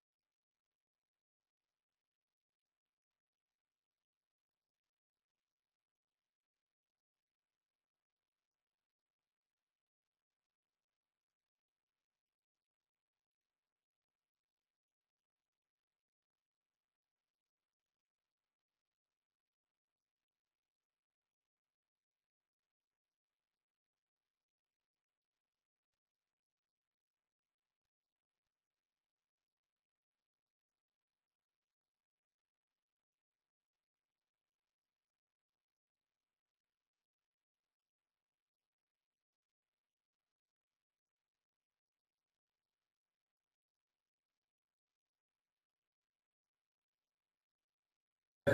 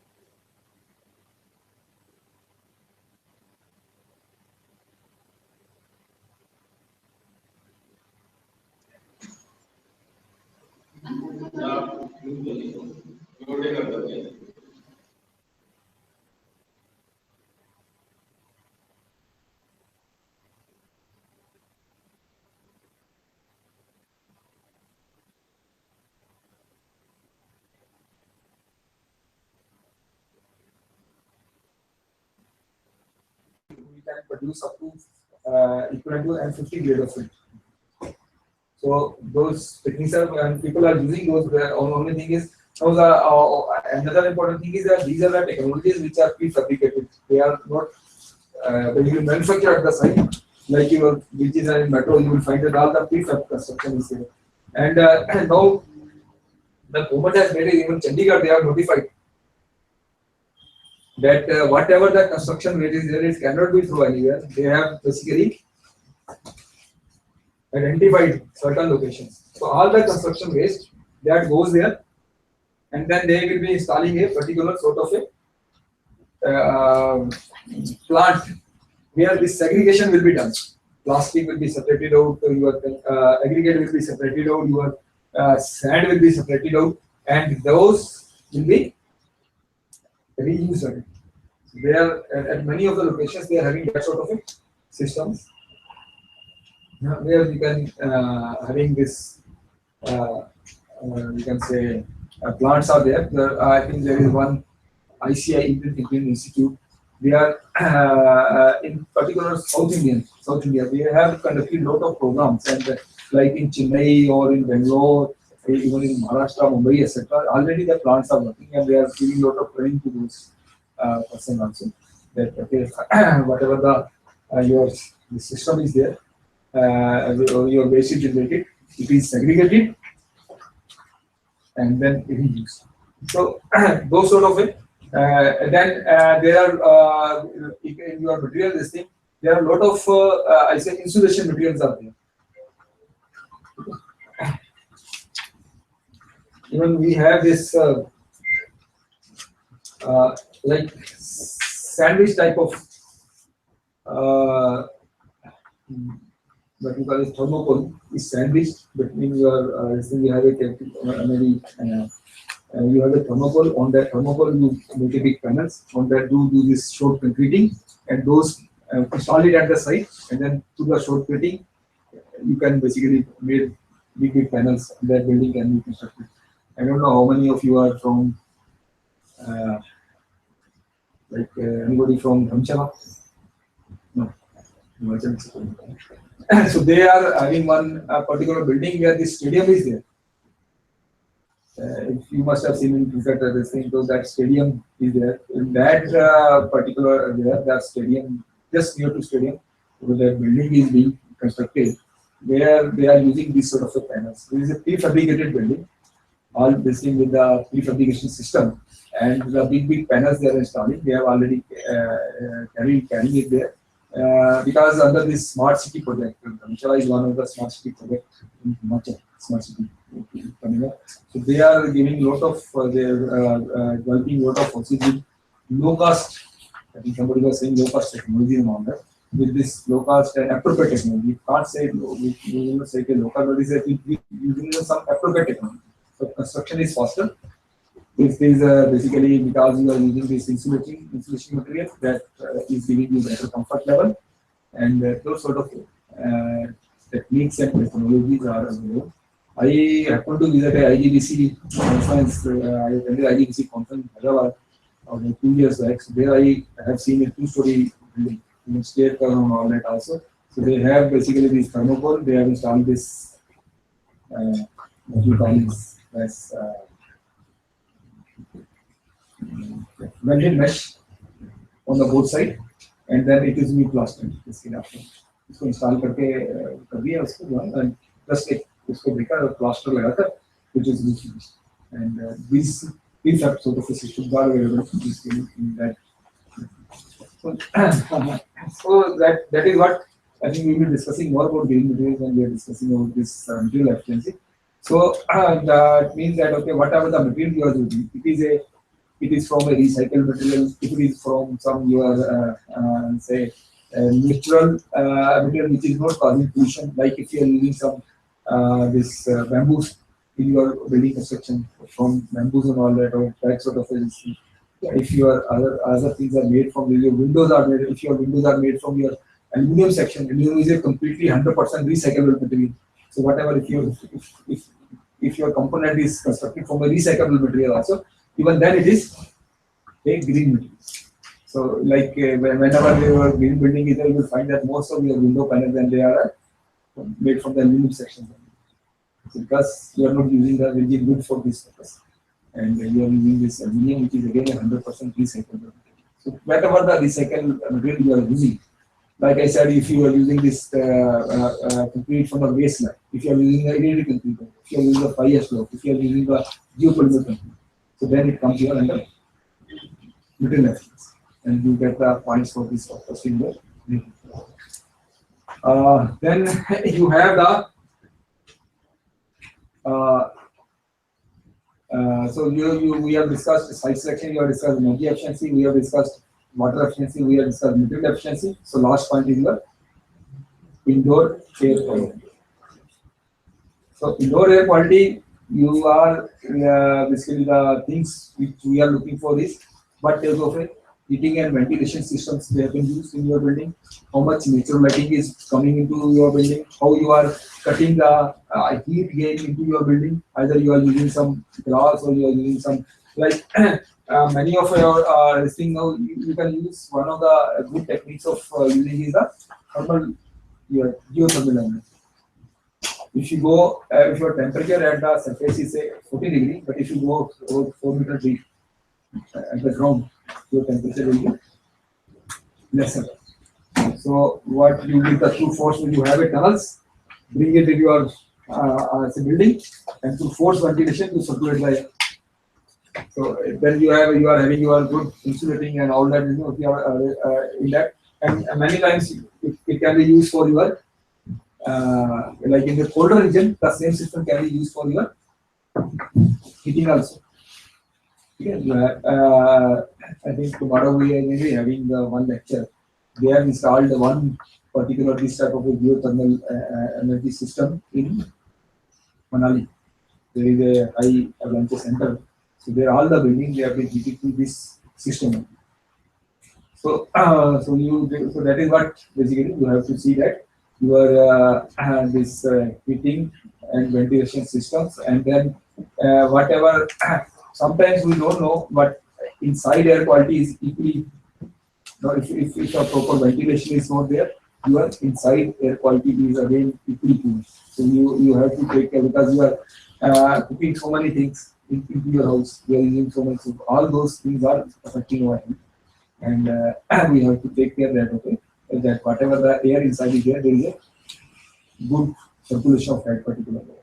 But if many times you install your chimney and your this exhaust fans into your this thing, but again they have to be at a proper location, properly designed, properly installed. Only then they are effective. If sometimes it so happens that you don't have any light, this is completely closed and closer, you install one exhaust fan, put it on, and you think that it will work, but it is not basically giving the desired result. You have to see that a proper circulation is there for that purpose. So properly designed, properly installed systems have to be there to have a good indoor air quality systems. And when we are talking about your green buildings movement in India, there are certain buildings. CIS Center Hyderabad, Godrej building was the first building in India which was rated as a green building. If you go there, you see that it has got many features. Afterwards, many buildings they have come up in Delhi also, in Gurgaon also, ITC building, and this is one of the more green building which features. I was having that this thing which is not working. So they have that sort of features where you can see that even this Ashoka Leyland building in Chennai also. I don't know from Chennai, manufacturing plant of Ashoka Leyland. Amma Centenary Library was rated with the silver rating. So many of you are doing even in Chandigarh also. We have one Godrej building located in industrial area. It is a green building. There is a one municipal corporation building of Punjab government, and there is a one forest department building of a forest department of Punjab government. It is completely almost highest rating system in this particular part. So many of the buildings are there in Chandigarh also, but not to the extent the Chandigarh administration was to come up with their secretariat to plan this building about, design this building, conceptualize this building about 10 years back. But then it has been designed by the architect and all that, but construction has not started. Again, retrofitting also. Many of the buildings are like, if you say that our own building also, our few students, they have worked basically on how to convert our buildings into a green building also. So basically, we have carried out this energy performance audit, and we checked out our water usage and water requirement, and then in general and all those systems we are trying to get this, we are trying to see that, and we basically that MNRE invited some sort of projects from particularly from the educational institutions, so that they can be promoted in the green campus. We have something, I don't know whether but most of many of the institutions they have applied for that purpose, and we are the one of the institutions who applied for that purpose also to convert our campus into a green campus. So the existing campus, I want me to say that your existing campus can also be converted into a green campus. So that is so there are some many other and features in particular buildings. With the slide I could have shown you in a better way, but yes, one particular building in Germany, it is completely from recycled material. It is green building. It is again completely from recycled material. So that is the sort of many buildings are available to us, many structures are available to us, and a lot of movement is going on. As I said, this Punjab ECDC or your ECDC or other state ECDC, they are implementing your particular energy efficiency sector, and whenever the requirement is there, the water efficiency and other things are also being taken into consideration. So I think we can stop here, and then we take on the there are only a few slides left, which we could have shown you what are the building and whatever structures otherwise have shown you. But let me tell you that from I think from 2002 or something like that, from initially 0 to this thing, we have got our green building footprints have gone up to lakhs of square. That means we are progressing. A lot of new buildings are being clean buildings. And it is definitely it is one of the lessons whenever the building is there, we are having that sort of we find that okay, any building should be a very clean. So any other thing?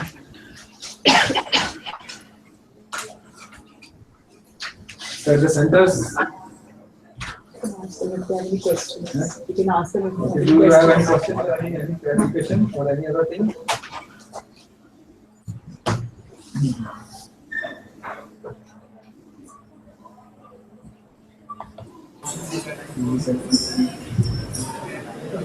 Listen.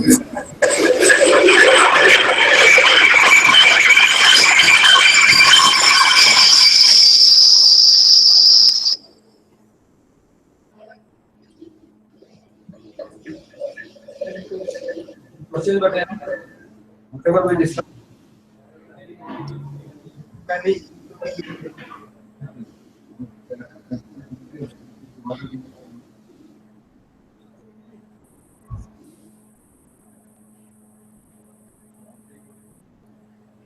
The mic is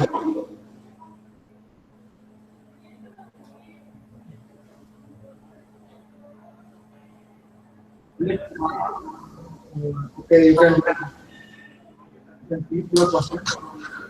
Some panel discussion also, or maybe subsequently this all the topics are being elaborated. So there you can have your answers. So thank you very much, and we reassemble hereafter. 2:15 2:50. of the center.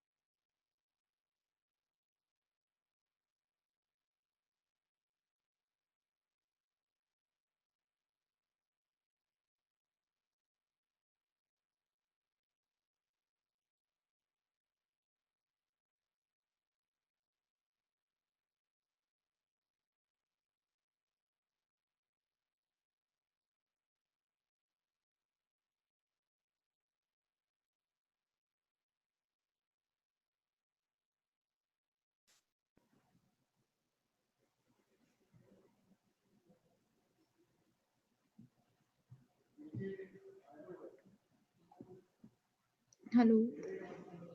Hello.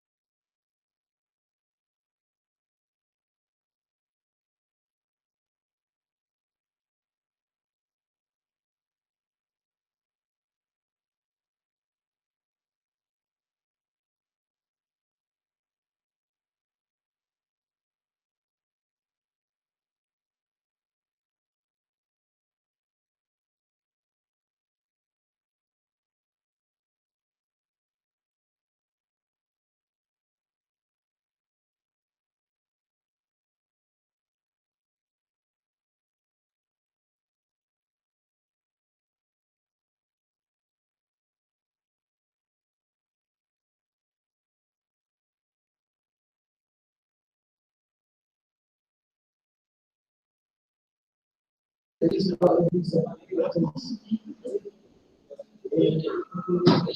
क्या बता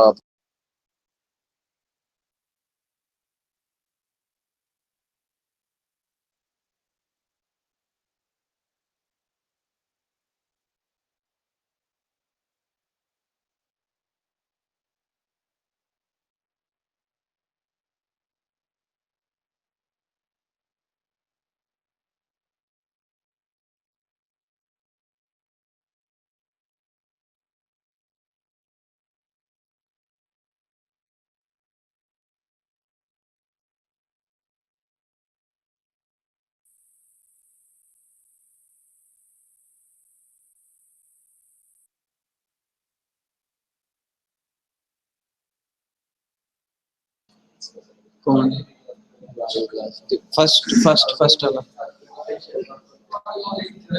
हाँ नीटर दोबारा लग रही है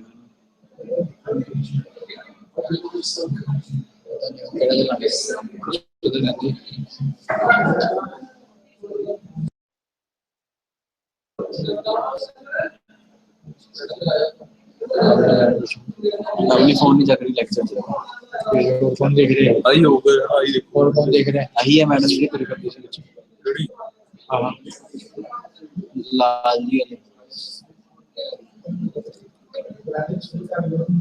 चल रहा है और चलूगा शुरू होगा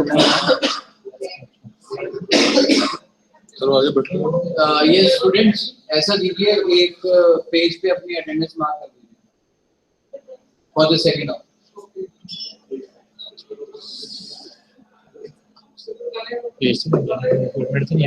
ਮੈਨੂੰ ਨਹੀਂ ਪਤਾ यार मैं भी तेरे वांग नहीं है कोई ਤੁਸੀਂ ਅੱਗੇ ਸੀ ਪਹਿਲਾਂ ਮਾਰਨਿੰਗ ਚ ਫਾਰਮੈਟ ਤਾਂ ਨਹੀਂ ਹੈ ਫਿਰ ਅੰਡਰਸਟੈਂਡ ਵਾਲਾ ਉਹ ਸਟਾਫ ਨਹੀਂ ਕੀਤਾ ਕੀ ਕਰਕੇ ਗਈ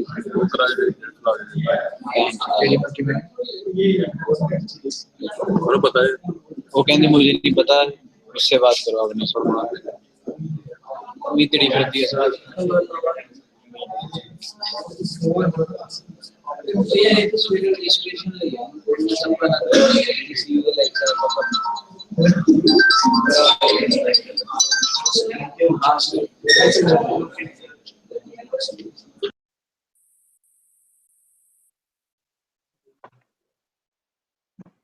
Very good afternoon, all the centers. I welcome you all to the post-lunch session of this first day of the one-week ICT program on green techniques for sustainable construction. I hope all the coordinators at the respective centers have received the schedule and the feedback forms also.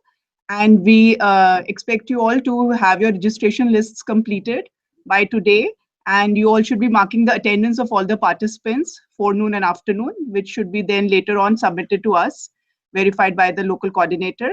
So moving on with the session, we are now joined by architect Surinder Bagaji, who is an established architect, a well-known name in Chandigarh area. He has established a Sakar Foundation also, a firm that has done many exemplary projects, well known for green buildings at a time when this concept was very new for India. He has been working since 1984. Also a recipient of many good and honorable rewards like Sir M. Visvesvaraya Reward by HUDCO. He has also designed over 41 energy efficient buildings in India. He has also authored many books on the modern architecture in India post independence perspective, New Indian Homes. Lee Corbusier, who is the architect of Chandigarh City, which is known to be the first planned city of independent India. So he has done a lot of research in that. He's also the chairman of Indian Institute of Architects, Chandigarh Punjab chapter. He was there for 2 terms, and he has also served Chandigarh in his tenure as the municipal corporation chief. So we are very highly honored today that architect Baga has joined us today, and he will be actually discussing about the various architectural considerations which must be given for a green building to be active. I request architect Bagaji to kindly engage the session.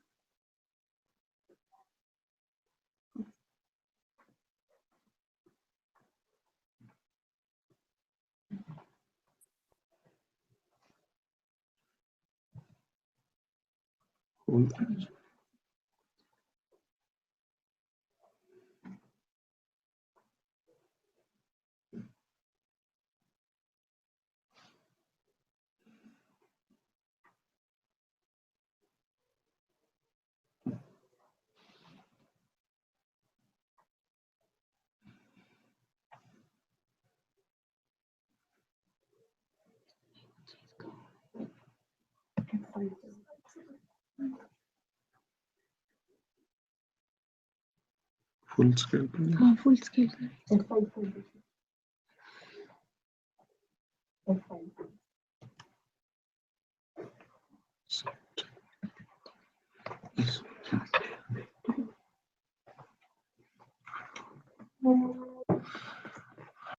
Good afternoon, friends.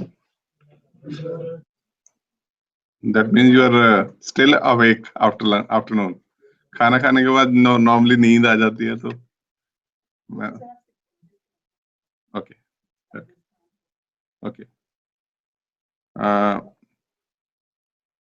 As ma'am told you that I am practicing architect in Chandigarh, and during the last 30 years I have done a lot of work on climate responsive architecture, that is green architecture, or you call it energy efficient architecture. So I will share my experiences in a practical field, that how we do work to achieve these objectives.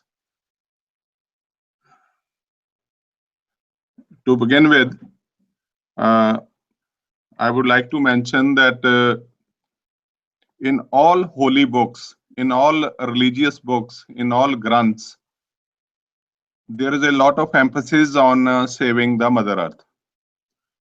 You know, these are the lines from Purana.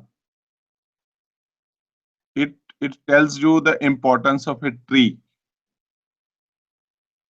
If I read the English version of this verse, it says a pond equals 10 wells, a reservoir equals 10 ponds, a sun equals 10 reservoirs, and a tree equals 10 suns.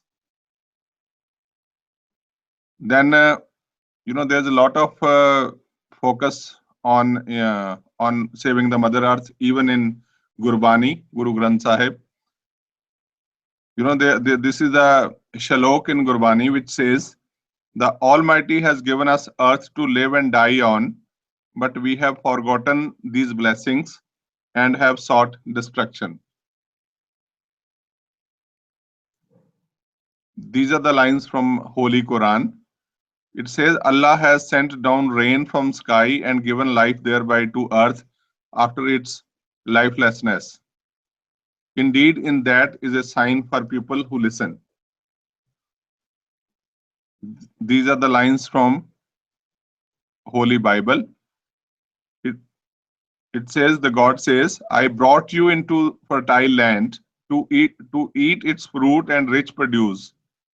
But you came and defiled my land and made my inheritance detestable. So the point I am making is that there's a lot of emphasis on saving the Mother Earth, lot of emphasis on saving the environment. So, but we are not doing our duty towards it.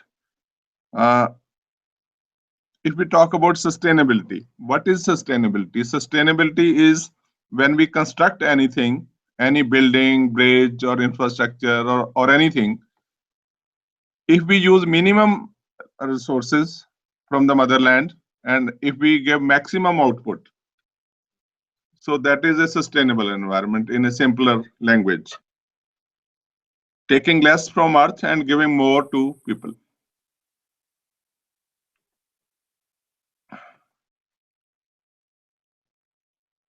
If we go by the data of energy consumption in India, you know, surveys indicate that buildings consume nearly 48% of the world's energy.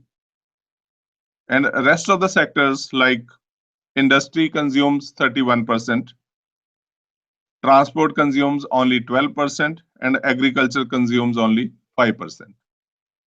So you imagine that buildings are the major components, major guzzlers of energy. So how we can save energy in buildings?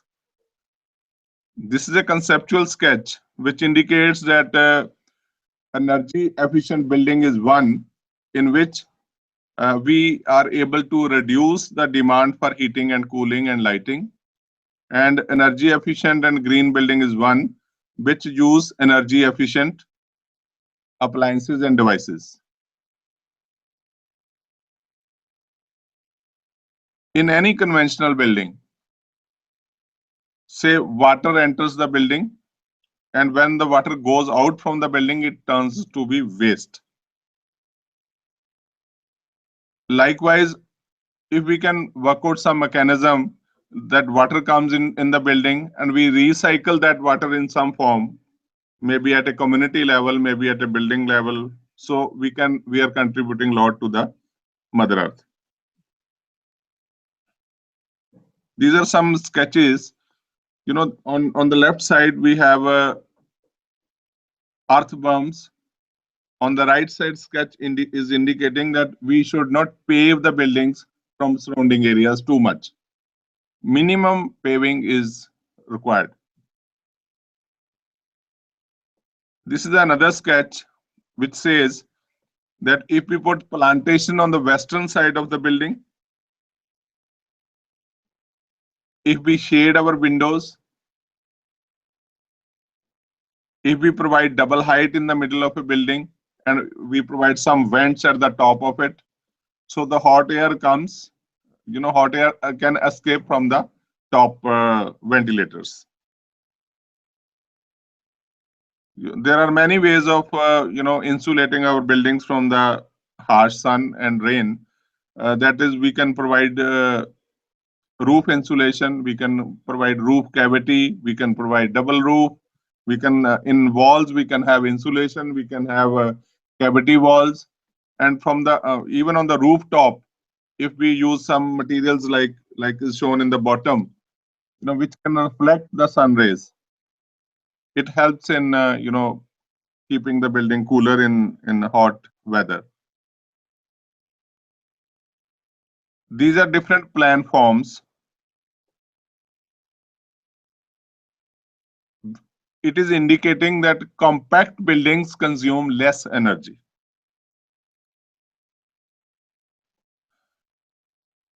If we look at the historic angle, India has inherited a lot of good buildings, lot of energy efficient buildings, lot of green buildings. This is a slide of Mohenjo-daro. You can see that this township was planned totally keeping in view the topography of the land, the climatic conditions of that area. So it was planned in such a beautiful manner that no damage was done to the environment. You can see this picture from Mohenjo-daro. In those times, there were no windows, no decorations, and even a proper drainage system was there in Mohenjo-daro township in India in 2600 BC.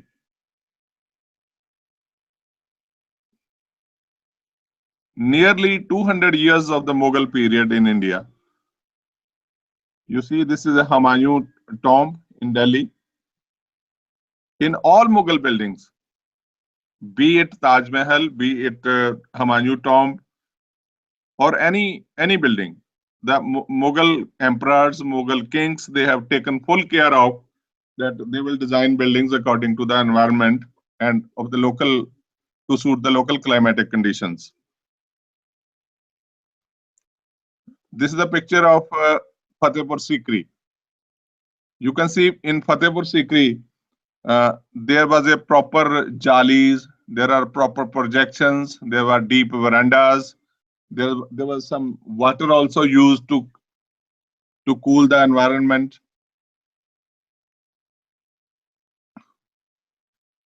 In Mughal buildings, these kind of deep verandas were provided so that the buildings remain cooler. Even in Red Fort, you can see this slide, there was a water channel going in between. This water channel, because there was no electricity at that time, so when they run the water through the building becomes very cool.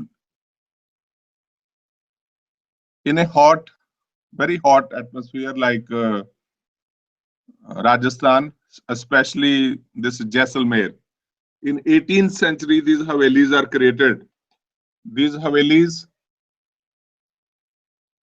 have so many salient features, like it has a central courtyard planning, they have shaded verandas, they have narrow windows, they have jarokhas, all those features are imbibed in these projects just to keep them climate responsive. You can see another picture of the Haveli in Jaisalmer.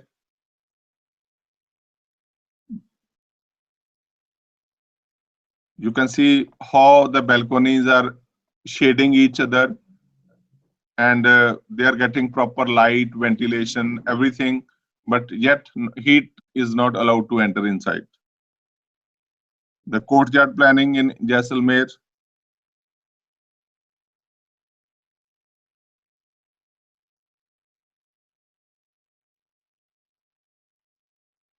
Small windows, totally protected from all sides.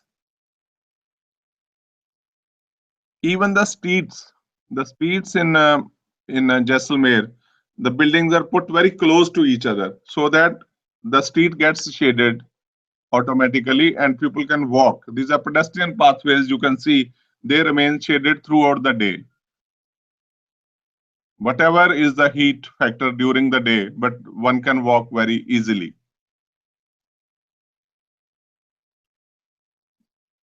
In ancient times, this is the way Rajasthan has taught us how to save water, how to conserve water. They have built many bodies and so many other structures to conserve the water. When there was no electricity, this Hawa Mahal was built. If you would have seen it, when you sit in a balcony of Hawa Mahal, you get lot of cool breeze. That was somewhere in 18th century. So India was so advanced at that stage. Even in down south, this is in Orsha. This is a Jahangir Mahal. It says, in this, they have again experimented with the courtyard planning, thick roofs, small windows, projections.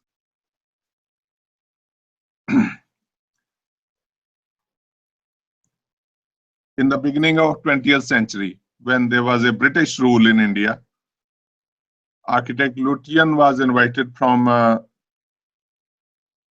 Britain to design the new capital city of New Delhi for the British Empire. And this Parliament House building, we would have seen all this building daily on television. This building was designed by him, Lutyens. And even if you see this building minutely, there's a deep corridor and veranda all around. And there are small openings inside, you can notice in this building. Similarly, this is the President's Secretariat in New Delhi. You can see projections, small openings. This was done to suit the local climatic conditions.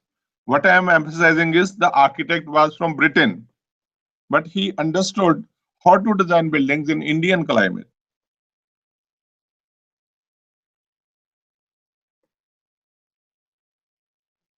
In the 1950s, this is the picture of Pandit Nehru ji with the architect of Chandigarh, the planner of Chandigarh, Le Corbusier. The first thing Corbusier, when he reached Chandigarh, the first thing he did was he asked all his team members that let's study Punjab's climate first, then we will start working on.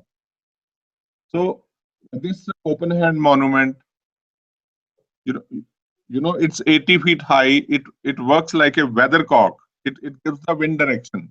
It is designed by Corbusier. And he also designed a similar thing at Bhakra Dam also. But that could not materialize later on. Then Corbusier said, let's dam the local seasonal rivulets. And let's create a lake here. A Sukhna lake was created again to ameliorate the microclimate of Chandigarh.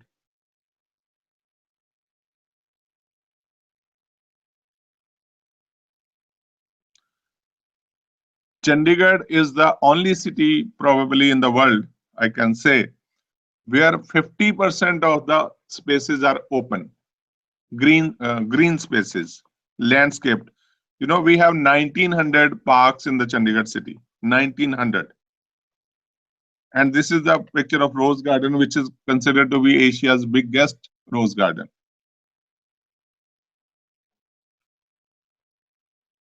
This is photo of High Court. This is the building designed by Corbusier. You can see in this building, he used double roof. Two roofs are there on this building, and there's a gap in between. Why two roofs? Because to save the building from the harsh sun. And you can see all the glass on the front side is shielded with louvers, horizontal and vertical louvers.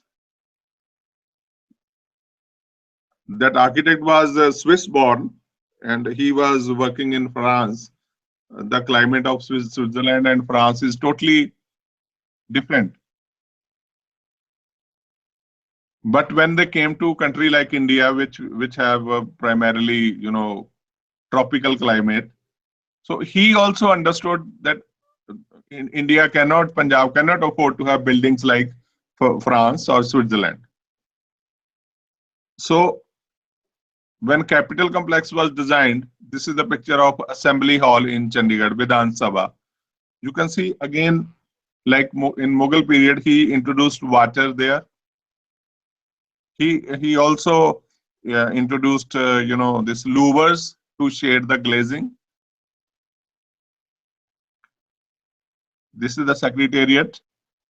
It is oriented in the best possible orientation in the wind direction.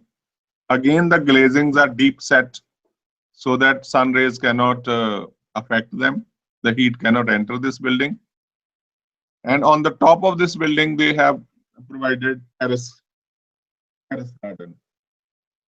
Terrace garden, it is the first building which has terrace garden. Terrace garden was created to protect the building from top heat which is entering the building from the top.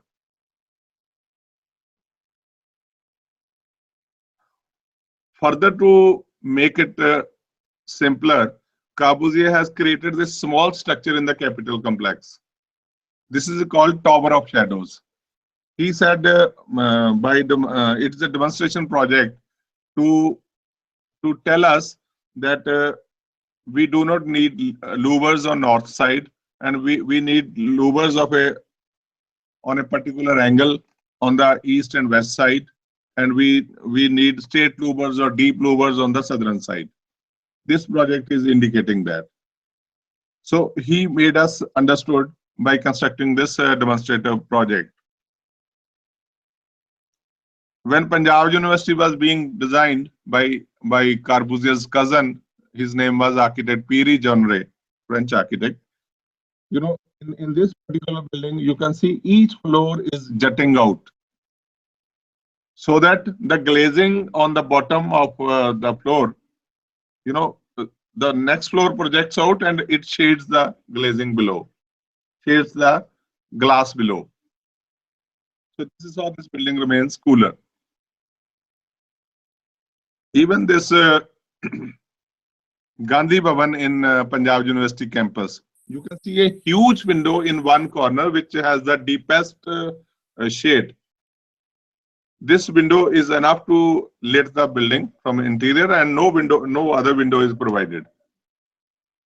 And white color was used so that sun rays are reflected. And even this building is placed in the middle of a water body. This is City Museum designed by Corbusier. Again, they used double roof on this, like they did in High Court building. In the middle of 90s, a very famous architect, Padma Vibhushan architect Charles Correa from Bombay, he designed this LIC building in New Delhi. So in this building, he used total glass on the northern side. So if we use glass on the northern side, it works. It creates no problems. But after the 90s, we started buildings like this. These are the buildings we are making now. You see, there is no window, there is no ventilation, there is no balcony, nothing. And all people working in this building, will have serious health problems because that dirty air is circulated again and again. Toilets get no ventilation. There are bacteria in the air. And this is the building, you look at it. And not only this, you see this building in our own Mohali, Huda building. This building is very nicely designed by a very good architect. But the concerned bureaucrat, when this building was almost nearing completion, he said that, no, I want a building like Gurgaon. See, he forced the architect to put glass all around. And in the month of June, when you go there, you will find that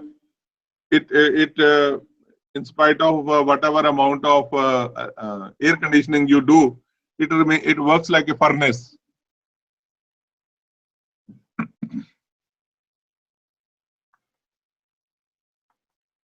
Some other buildings which we are making these days in India, irrespective of climate, irrespective of, this is another building in Gurgaon. You see the amount of glass used, no protection, nothing. This is in Mumbai. You see the glass. Totally glass-clad buildings are being designed nowadays. It is a fashion. You see the Bangalore. All these buildings, they are wrapping the buildings with glass all around. It's very disastrous from every angle. And now, what happened?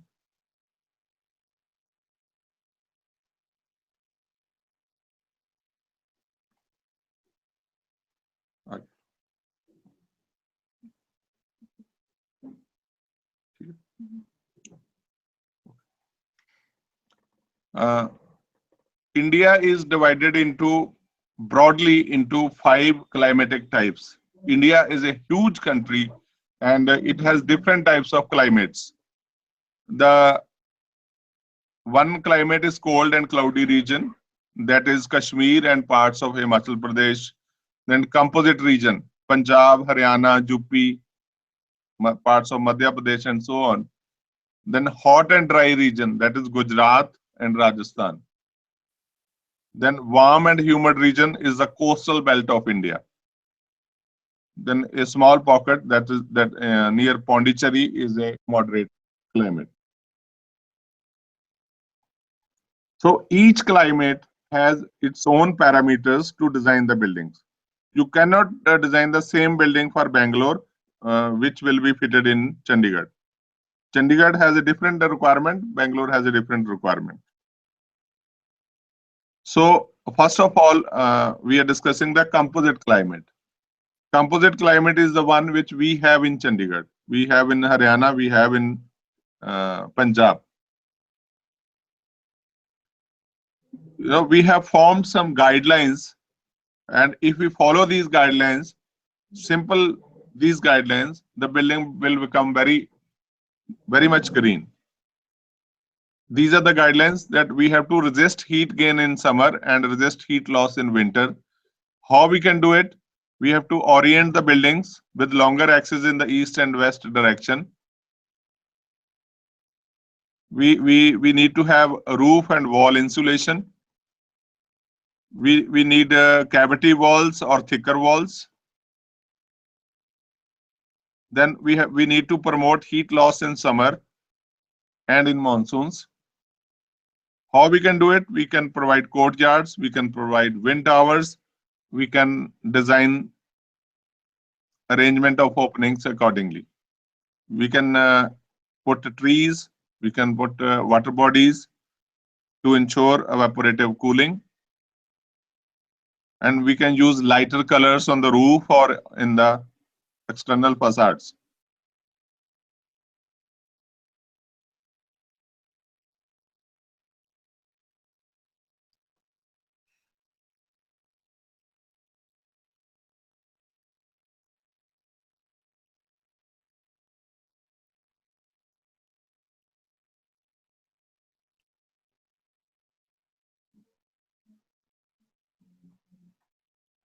Then if we adopt these strategies, then we have designed a building in Chandigarh.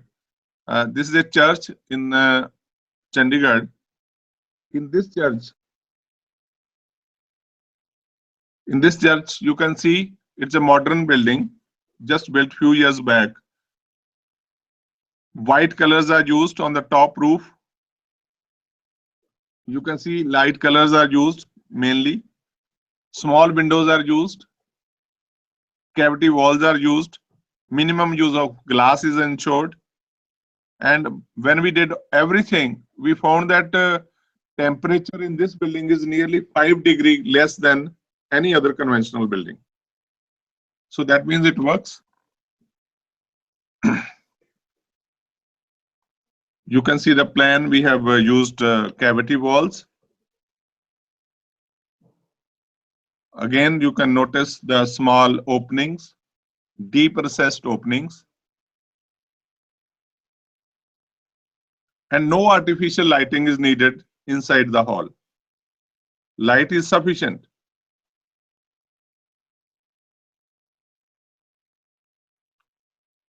Then we designed Bal Bhavan in Mohali. Almost same principles are adopted. You can see again small windows, and this is a toilet block which is placed on the western side because we get maximum heat on the western side. So toilet block, main toilet, bigger toilet block is placed in that way, that side, though it is the front side. But the toilet block takes the whole heat from the western direction.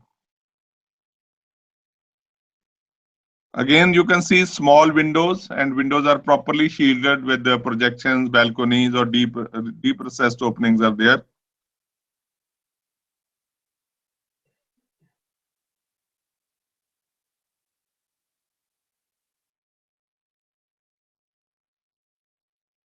Terraces are there for outdoor sitting. Existing trees are saved.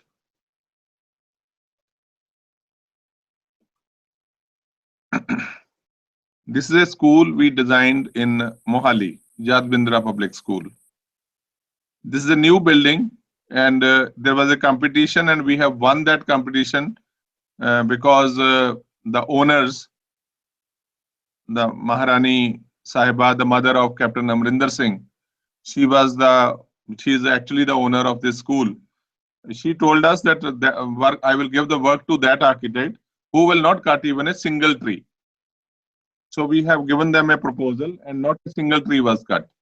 You see, in this photograph, you can see all trees are intact.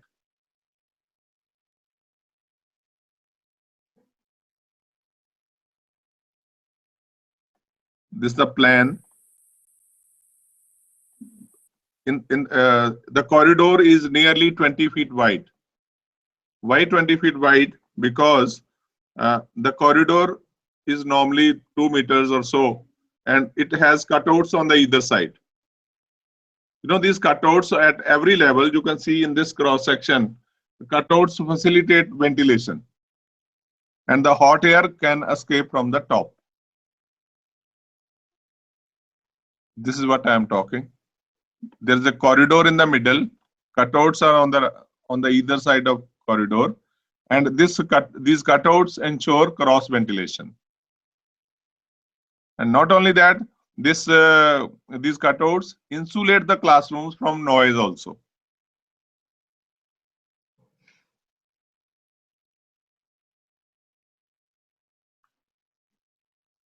This is another church we have done in Chandigarh.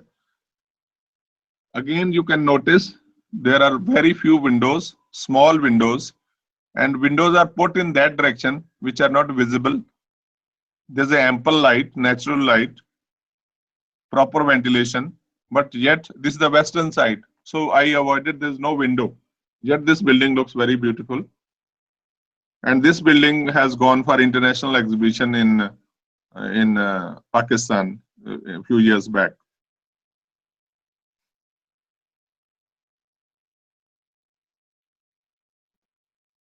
This is the plan. Again, the same fundamental, no artificial lighting, proper light is there. Light was calculated, how much window size we need. This is a school, St. Peter's Academy in Patiala. This school got a very interesting story. In this school, this blue portion on the top is an existing school, double story. And school got upgraded and we were not having sufficient site to put a new building. So we thought that we will club this new building with the old building. So we designed a T-shaped block, which was put just near to the old block. And there's some gap in between. And that gap is utilized as a wind shaft. You can again see how we have protected the windows. And this is the cross section indicating the wind shaft. And the wind shaft is covered with this staggering roof on the top. Rain cannot enter, but it facilitates air movement. This is the top floor. Where this child is walking, it is an old building. And on the right side, where you see the doors, that is a new building. And there's a gap in between. You can see the new block is joined with bridges. And there's a gap in between.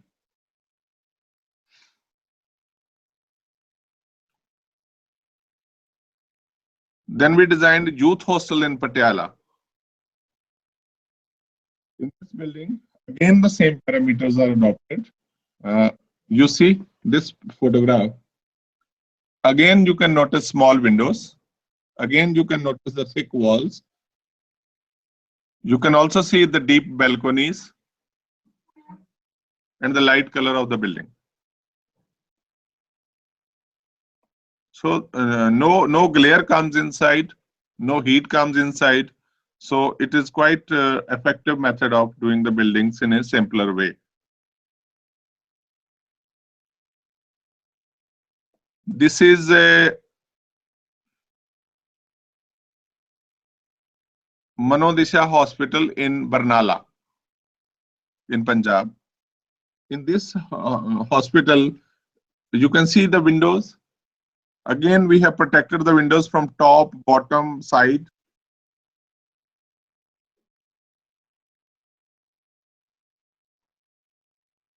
You see how windows are protected from the dusty winds and the heat. And there's a small courtyard in the middle, which facilitates air movement further.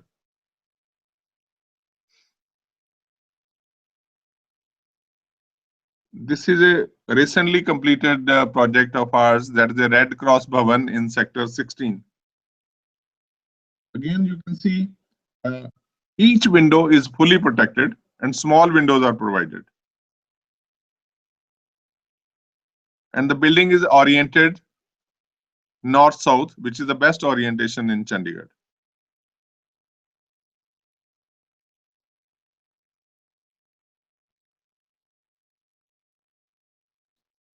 Photograph of the same Red Cross Bhavan. Then comes this Christian school in Chandigarh, Baptist school. This is the western side. Again, you can see windows are protected with the louvers and small openings are preferred. And this school has courtyard planning. There are very few schools in Chandigarh in the modern times which have courtyard. Because people say courtyard planning is an old planning. But nothing like that. Courtyard planning is the best planning which suits Indian climate, particularly Punjab's climate.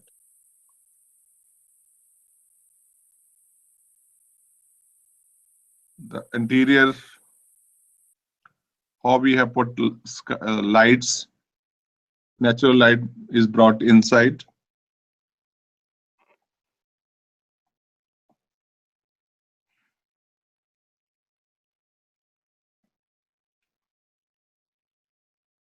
Then we have participated in a competition organized by HUDCO. And this was a ideas competition for designing housing in a composite climate, which is energy efficient housing. This is the block we designed, and we got an award from HUDCO for designing this project. And you can see earth berms are used in this, and parapets have perforations to bring in fresh air. And in the middle, there is a tall staircase block which has ventilation at the top. And the staircase block is placed in the plan in such a manner so that the hot air from the adjoining houses is sucked by this staircase block, and that hot air is taken up, and then it can escape from the top ventilators. And again, the housing is this is the layout of housing having courtyard planning.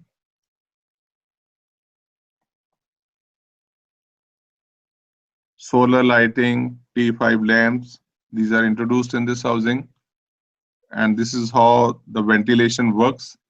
This cross section is indicating the air movement in the building. Another small church we have done for this is the Lady Fatima Church in Patiala. In this church, again you can see we have shielded the windows in a different manner. You know, these small windows are provided, and they are protected with the circular walls. You can see this plan. You can see small windows are protected with circular walls. And skylight is also provided in the cross section, you can see. And this is a skylight which brings natural light in the morning to interiors. And this is how it looks. You cannot see the windows in this building. Windows are covered, but light goes inside.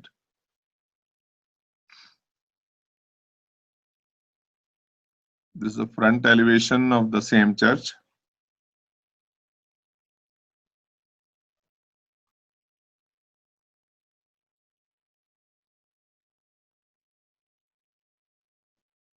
This is an auditorium for the Ministry of Agriculture in New Delhi, and we have got first prize in this also. And in this project, the ministry said that you have to design this convention center. It's a very huge project costing about 40 crores. The government said that it has to be a green building. So we have incorporated everything. You can see the roof of this model. Roof is made of solar panels. The design of roof is made of solar panels, and it is tapered towards southwest so that it gets maximum snow, maximum sunlight during the day. And we have protected all the trees. We have conserved water. We have introduced rainwater harvesting. We have introduced green pavers. We have introduced cavity walls. Everything was done in this project.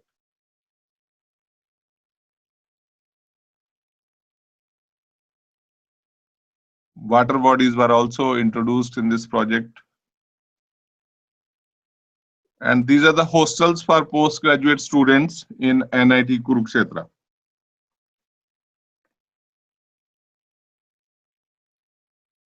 In NIT Kurukshetra, you can see we have again introduced the courtyard planning. Again, all students get balconies so that they can dry their clothes, they can sit there. And many of the hostels, even in Punjabi University, Patiala, you can see many hostels are built which have no balcony. The only window is provided on the facade, which gets ample amount of heat inside. And I don't know how the students live there. I don't know how do they dry their clothes. And we have taken care of that, and we have provided small balconies for each student, fully private balcony where they can put their towel. And at the same time, this balcony protects the windows from heat and sun. And this is the total layout indicating courtyard planning. Different photographs of that project.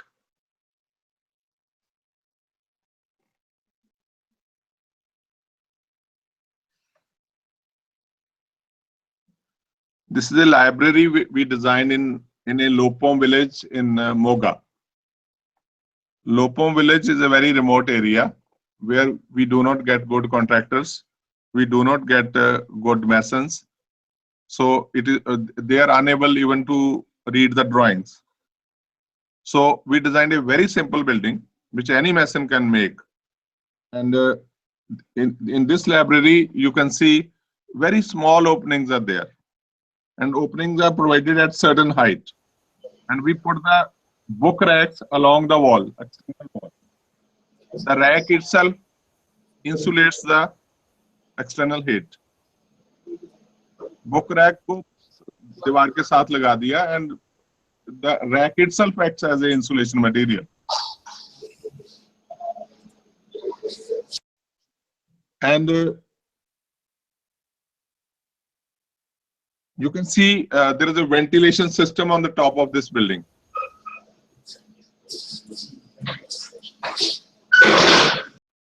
This ventilation system cools the air, and the cooled air is taken down through these ducts. You can see the ducts on 4 ducts provided on the either side. And the building is oriented in such a manner that east and western side have cavity walls.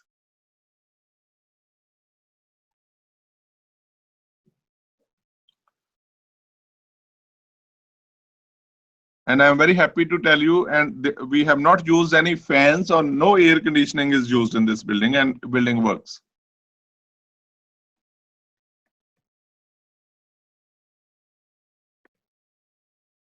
This is the photograph of interior. You can see no fans are there.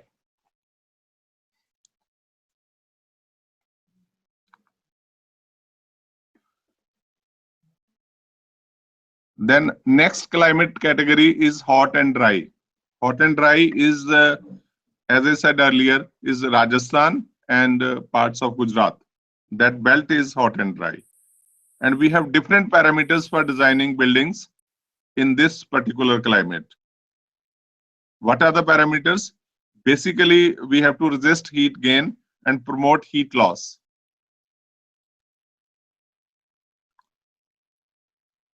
We need more ventilation during the night, and we need no ventilation during the day, because there's a lot of heat during the day. And we designed this army housing. This is a big township having 800 houses. And all the blocks are oriented in north and south direction. This is the best suited orientation.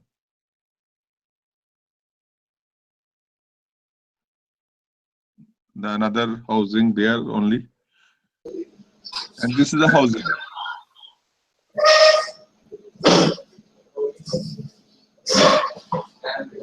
What is so? Okay. You can see this housing. Again, you can see we introduce very light color. Again, you can see the buildings are shading each other. Building, the design itself is shading the windows. And small openings are there. And windows are properly protected.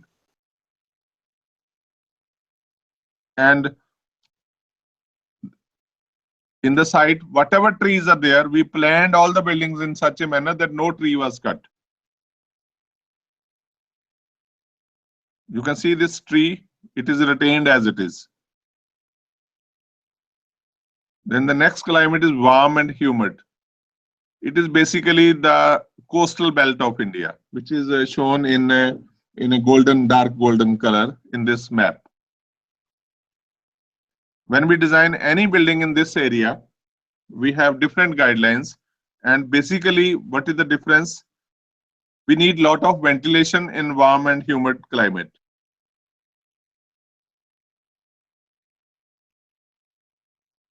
And this is the design strategies. These are the design strategies for designing buildings in warm and humid areas. The major difference is that we need more ventilation. And we designed this youth hostel in Bardhaman in West Bengal. You can see where number 4 is written, that pink color. It's a student's dormitory, and it got ventilation from 6 sides. If I open 6 windows in a dormitory, So you get too much of a ventilation, and you can live very comfortably even if there is no electricity.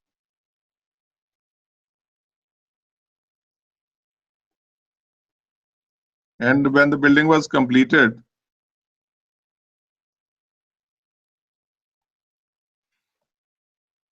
you can see the building.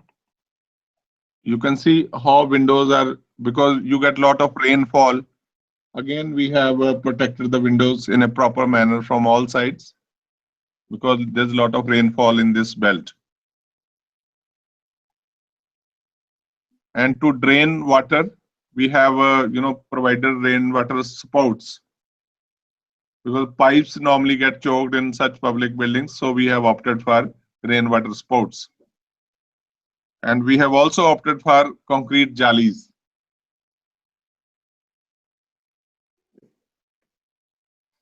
Because this jali ensures more ventilation in the lobby area. Again, youth hostel in Odisha, in Joshipur. Here also you can see we have provided the courtyard planning. You can also notice all windows are protected. I will show the photographs. Same parameters, light colors, water spouts are provided, small windows are provided, lot of ventilation is ensured. In Guwahati, in Assam, again in warm and humid climate, you can again notice the same things, light colors, deep windows, rainwater spouts. Then one belt of India, that is Bangalore, and a small pocket in India that is that has moderate climate. In moderate climate, when we design the building, basically architects and engineers can play a little more, because the climate is not harsh.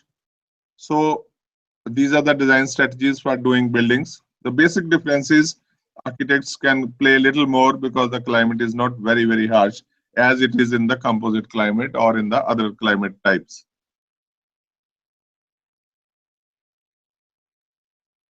This is a very beautiful house in this zone in Bangalore, designed by architect Vijay Narnapati. You can see this beautiful house. It is featured in many architectural magazines. And in this house, you can see north light is provided, small openings are provided, earth berms are provided, deep shades are provided. And the shape of the building is very attractive. And it is very climate responsive.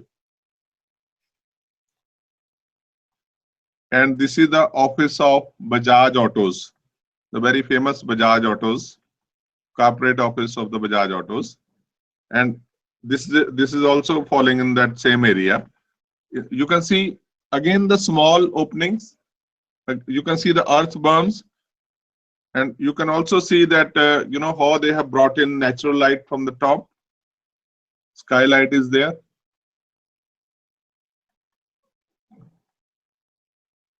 So the next climate type is cold and cloudy. This is basically Himachal and Jammu Kashmir, we know that. And in Himachal Pradesh, in cold climate, what is the requirement? The requirement is we have to bring in a lot of heat inside, which was just the opposite what we were talking earlier. In a cold climate, there is a requirement to bring heat inside, and heat should not go out. So we have to design buildings in such a manner. The basic difference is this.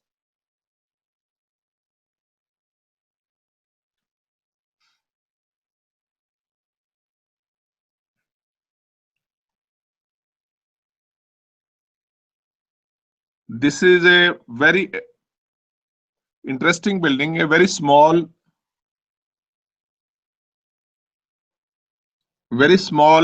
bank in a cooperative bank in Shimla. You can see this picture. There's a glazing on the front side, and there's a solid wall behind.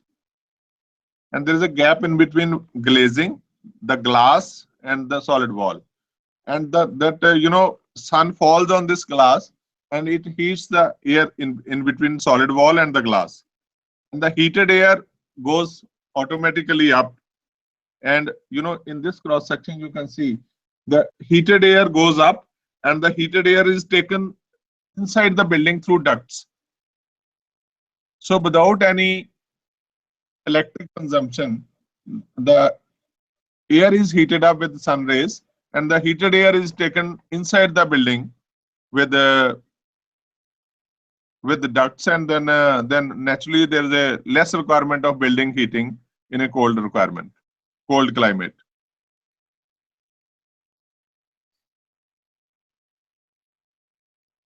We have designed another composite regional center in Srinagar in Jammu Kashmir. In this building, we all know that we get a lot of snowfall in Jammu Kashmir, and it is very difficult to clean the snow which is accumulated on the rooftop.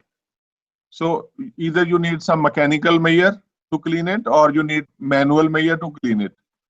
So I was talking to a mason in Kashmir. He told me, sir, if you taper the top roof at 23 degree, you take my advice and the snow will fall on its own. So I said, okay. So we tapered the top roof at 23 degree, and snow never accumulates on this building. When snow falls, it comes automatically down.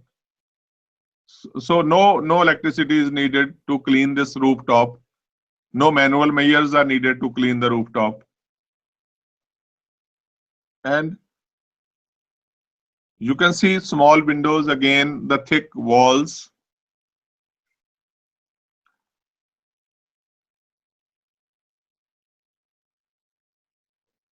The plan shape is a swastik, and there's an atrium in the middle, and you can see the Google image on the bottom, on the right side corner.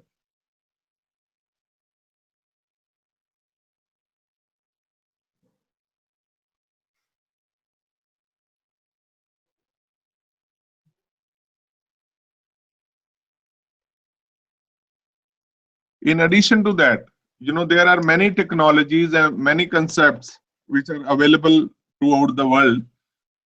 And I want to share some of the latest things which are happening in this field. There is a technology available that no batteries are needed, and solar light, you put the solar panels on the rooftop, and with the help of a fiber optic cable, you can lit the 3 basements below, and no batteries are needed. You simply connect that fiber optic cable with the solar panels on the rooftop, and you can lit the basements. Like we have a 3-story underground parking in Sector 17 recently made by us. You can see if we want to lit it, we can use this technology, and no artificial lighting is needed to lit the interiors of such buildings.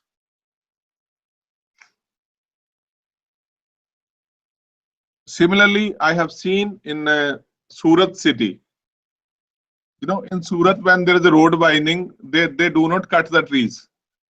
They do not cut the trees. The fully grown up trees are, taken out like this, and they take it away on the outer skirt of the city, and they sell each tree for 2 lakh rupees to the builders. We have, we have many townships coming around Chandigarh. There's a Omax and this or that, TDI or something. Why we are cutting trees? We have cut lakhs of trees, on the, when we are widening the roads in India. We can take them out and we can replant them. And even in Chandigarh Municipal Corporation, we have experimented this idea. And recently we have, dug out 2-3 big trees, and we have replanted them. And we hope that it will work.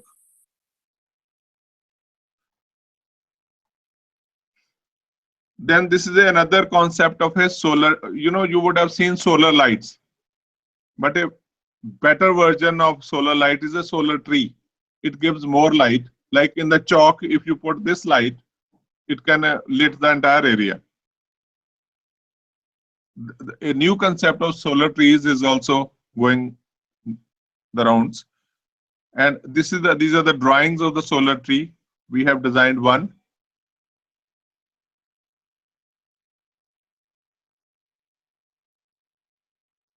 Even today, we have some research is going on that elevators can run with their own generated energy. The lifts can work on with their own energy. You know, when they go up and down, they can generate some amount of energy, and they can run on their own. So no electricity is needed for lifts. So some work is also going in this direction.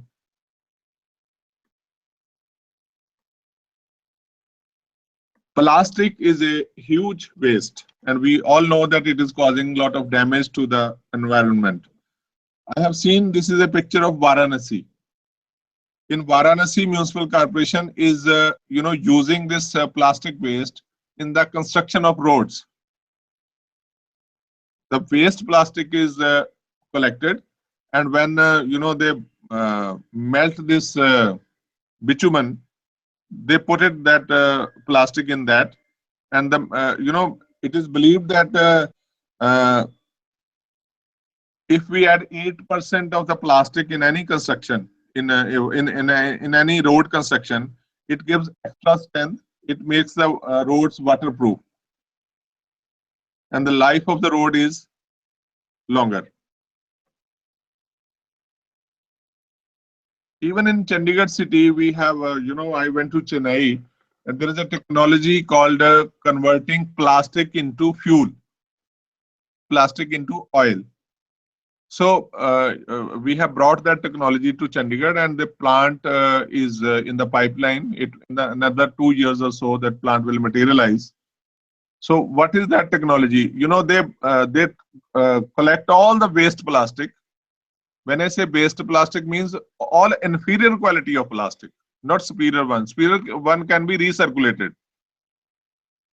The inferior means those pouches, those small things, or the black, all the waste plastic, then that namkeen packets and all that stuff, the plastic, wrappings with the plastic, they collect all that. And our estimate is that Chandigarh produces about 10 ton of plastic every day. 10 ton of plastic, waste plastic, is generated in Chandigarh, and that plant has the capacity to convert that 10 ton plastic per day into oil, and it creates no pollution at all. No pollution, zero pollution.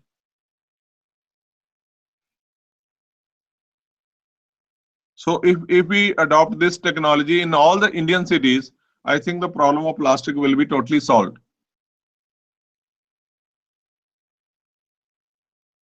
And this American professor Dixon, he came to Chennai. I attended his lecture and I met him. He said that they are working on a different concept. He says, our precious agricultural land is being consumed by buildings.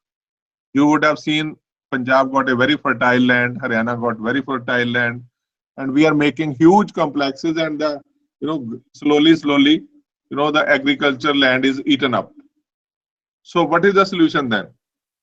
This man said that we can have urban farms. I said, what is urban farms? He says we can grow plants on the buildings itself. I said, how it is possible? So he explained to me that he has shown me this building. He says this is an urban farm in Tokyo. This is a new building, and all this plantation on the building is basically agriculture. They are not only show pieces. No, you can put any bale or anything. And also in the interior of this building, you see, this is the interior of the same building. How they are doing agriculture inside the building. I said, why we are doing like this? He says, in the canteen or a cafeteria of this building, whatever sabji, whatever fruits we need, we generate that thing here only. We do not bring any piyaj or anything from outside. We grow it here only. I think it's a very interesting idea. You see, these are the pictures of the same building.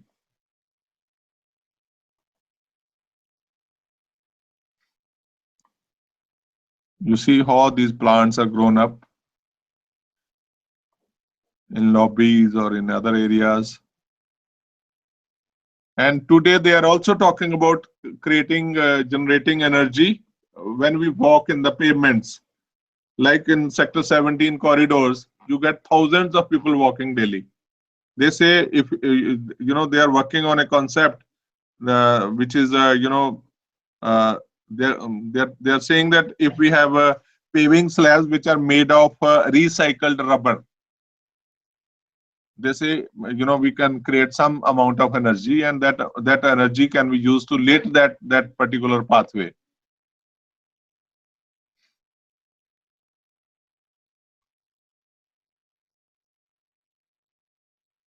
This is a Samudra Institute of Maritime Studies in Lonavala, near Pune. The architect has designed a longest wall, nearly 300 feet long, which is a solar wall. The entire wall is designed in such a manner so that this solar wall can generate some amount of energy which can be utilized in this building itself.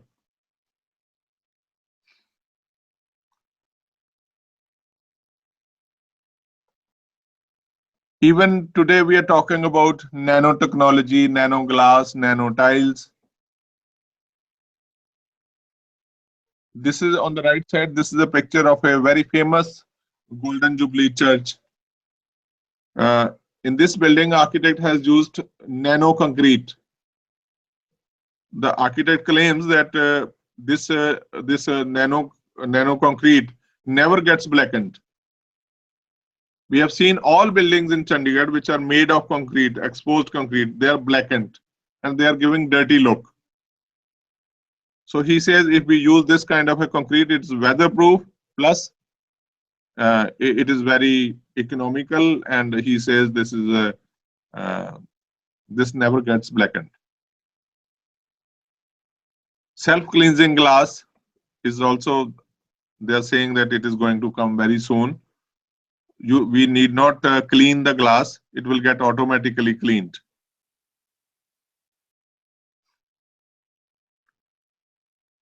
I have seen this building also. It's a Bahrain World Trade Center. You can see two 800 feet tall towers. Look at the scale of the building, 800 feet tall. Our Chandigarh Secretariat is only 100 feet tall. 8 times taller than this.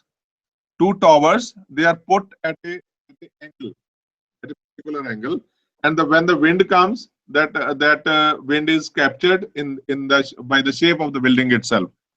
And in this connection, when you put the building like this, the wind comes with a thrust, and it rotates these wind turbines. And wind turbines are very huge. The diameter of one turbine is nearly 95 feet.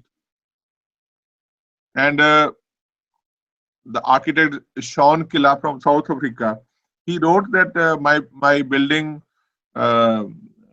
is designed in such a manner that it produces nearly 15% energy, which is consumed by my building. So these wind turbines are generating 15% energy, which is needed for this building.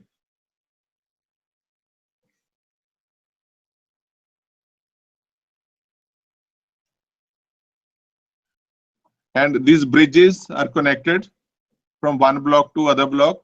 These bridges are used for maintenance of these wind turbines. You can go up in the lift and you can go from that bridge to the other bridge, and you can clean and you can maintain these wind turbines.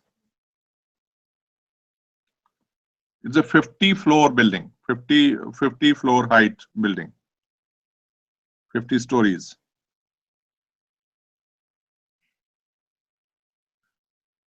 Similar building is designed in Miami in Florida in USA. You can see the architect has designed the elevation because they get lot of wind there. The wind pressure is too much. So they designed the building where in these circles they have put wind turbines.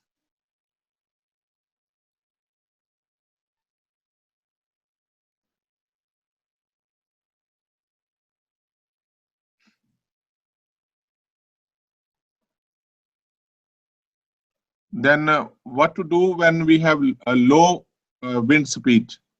The researchers are indicating that we can have wind trees also.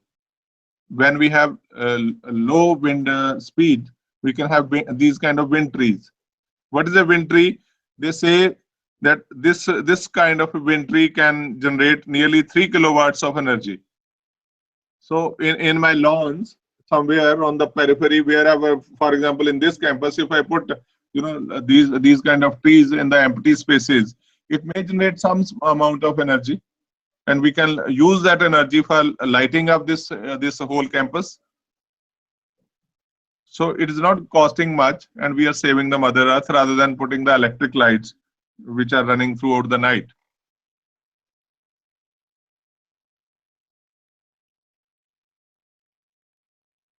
It is claimed that this wind tree concept is applicable even when the wind speed is as low as 7.25 kilometers per hour. This gives a result even the wind speed is very, very low.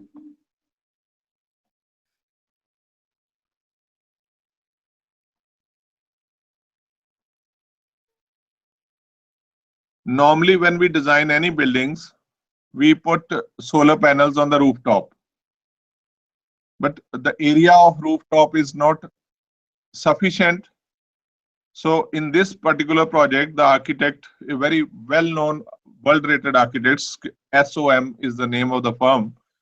They said that in this particular project they will have rooftop of solar panels. They have front glass also of the solar panels on the sides also. That means on all the 4 sides of the building they put solar panels, and they say that building will create energy which will be more than what is needed to run this building. So it is claimed energy plus building. Energy plus means that it creates more energy than it actually uses.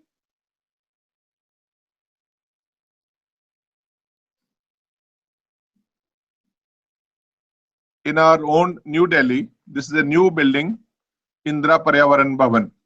You can see the architect has designed a beautiful piece of architecture, and the entire roof, you can see a very dominating roof. It has become a design feature also. At the same time, they are claiming that it is generating good amount of solar electricity.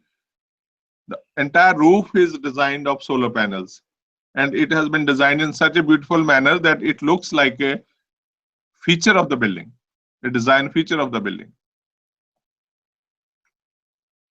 So these are some of the ideas which I shared with you, which I learned over the time.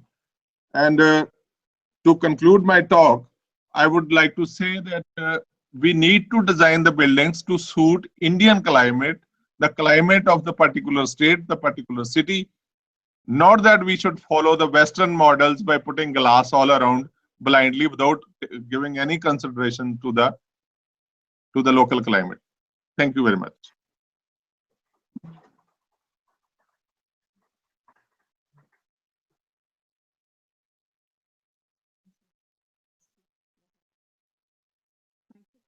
Architect Bhagga, that was a very comprehensive coverage of the basic features that we discussed in the morning of a site. So when we talk of a site, how the site, the first part of a building, which cannot be changed later, so how it can be used to an advantage. And since architects are the one which give the building its envelope, so what can be done for a green building?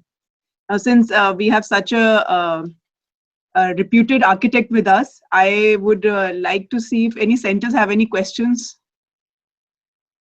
I believe there are a lot of students also sitting, BTech students, MTech students, and there are teachers. So any questions? Yes, please. By providing bigger size of windows, by providing glass panels, electricity, the lighting can be minimized in such a way that sunlight can be used. But some of the slides you have shown that minimum size of windows should be provided. Yes. I'm talking about the climate type also. For climate. Yeah. Suppose it is a cold climate. Then we need larger windows. So that everyone can understand. If we use larger windows, we need larger windows to bring in more heat also, but that is for a cold climate.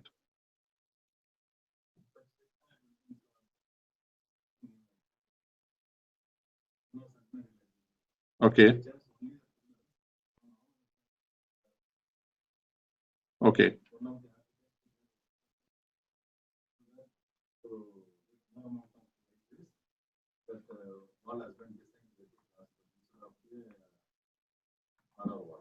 Okay.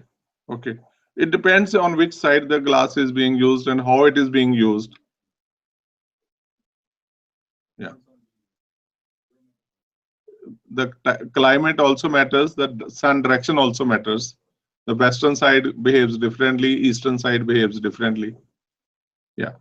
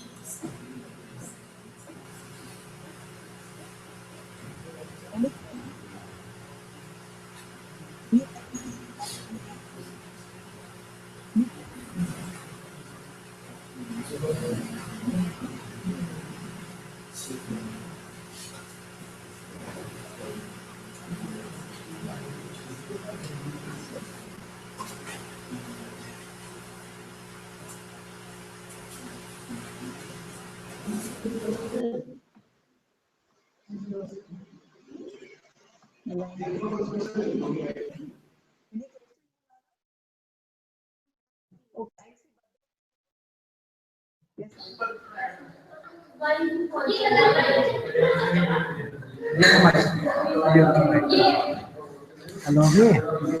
Hello. Yes.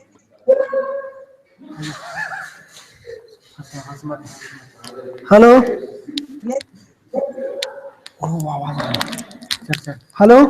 Yes. Hello. House में कमरा खोल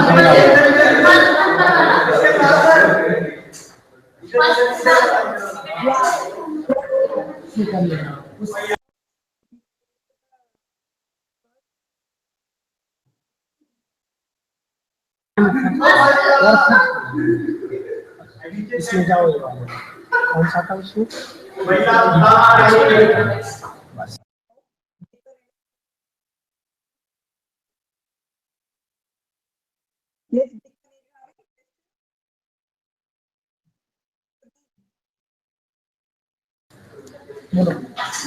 hello बोलो बोलो बोलो hello sir my name is Khushal and I am hello sir my name is Khushal and I am from Afghanistan I am student of ISU university third year in civil engineering branch I have a question sir regarding green building. Sir, my question is this, that are the products of green building durable? It means, sir, that I want information about the durability of the green building. That is it durable than the other natural buildings or the any other kinds of buildings? And sir, my other questions is this, that there is a phenomena that actually I want information about this, that is LEED. It's regarding the green building, but I want information, sir. Please explain it for me. Thank you, sir. Okay. Your first question is about the durability of the green building and the durability of the green materials. I think it has nothing to do with the durability. The green building is as durable as any other building. At the same time, green materials are as durable as any other material. For example, we say fly ash brick is a green material. Fly ash brick is as durable as the normal brick is. So there's nothing to worry about the durability of the material. This is one. Second, you are talking about the LEED certification. You know, there are many systems of getting green certifications. One is GRIHA, that is applicable for India. Then Indian Green Building Congress, Green Building Council. Then LEED is also one of them. My argument is that the LEED is basically an American system and may not be fully applicable to the Indian conditions, or maybe many conditions which are applicable like in the Arab countries and all that. So I think we should follow, we should respect the local traditions, the local wisdom, and any guidelines which are applicable for your climate type, rather than blindly following any system designed by any foreign country. I hope I have answered your call.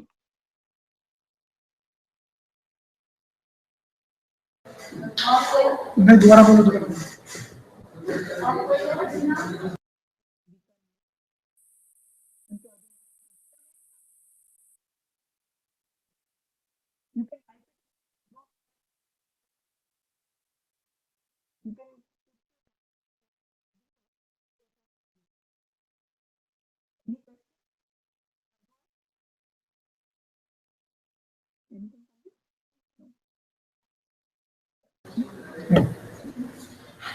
Hi sir, afternoon, good evening sir. Actually, good afternoon sir. I'm Gurnam Prasad. Sir, my question is, sir, you have told us about green building and the measures to enhance the running cost, which will instinct the running cost of the building. Ultimately, we have this motive to instinct the running cost and the lifespan of the buildings. Sir, I want to give a suggestion about the sorry, actually I have written over there.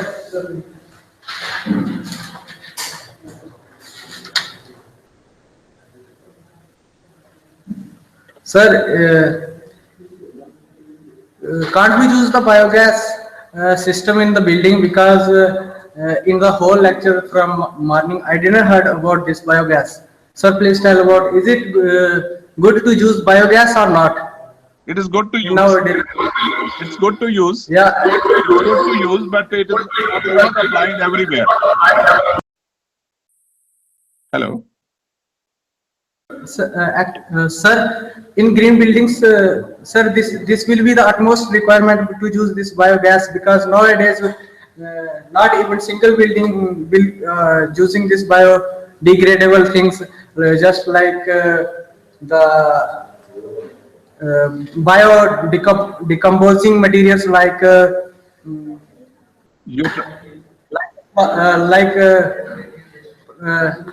exceptional case accept these plastics and all those stuff without I have understood. Yeah, sir. Yeah, so please describe. Yes, Yeah. sir. I think it's a brilliant idea. We can use biogas in our buildings wherever it is applicable. It may not be applicable in all the buildings, but yes, we can do that. Yeah. Thank you, sir. Yes.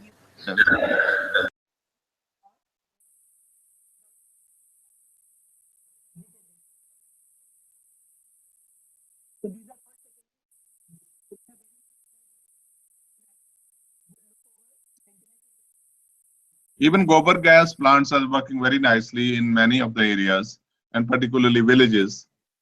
So it is applicable, and it's a good idea.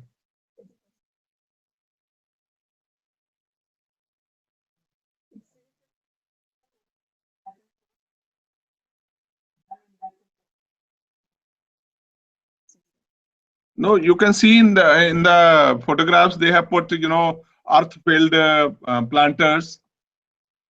They have put earth layers at certain locations. And even I was reading in one of the magazine that in today's date, if we put even 6 inches thick earth filling, it can plants can grow on that. There are many technologies, many systems are coming up which can even with a little earth filling, you can have a terrace garden or something like that.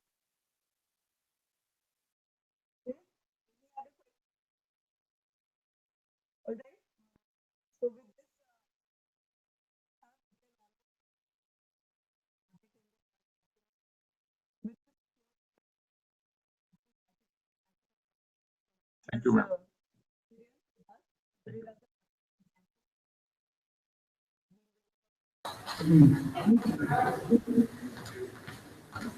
Good afternoon, sir. Myself in.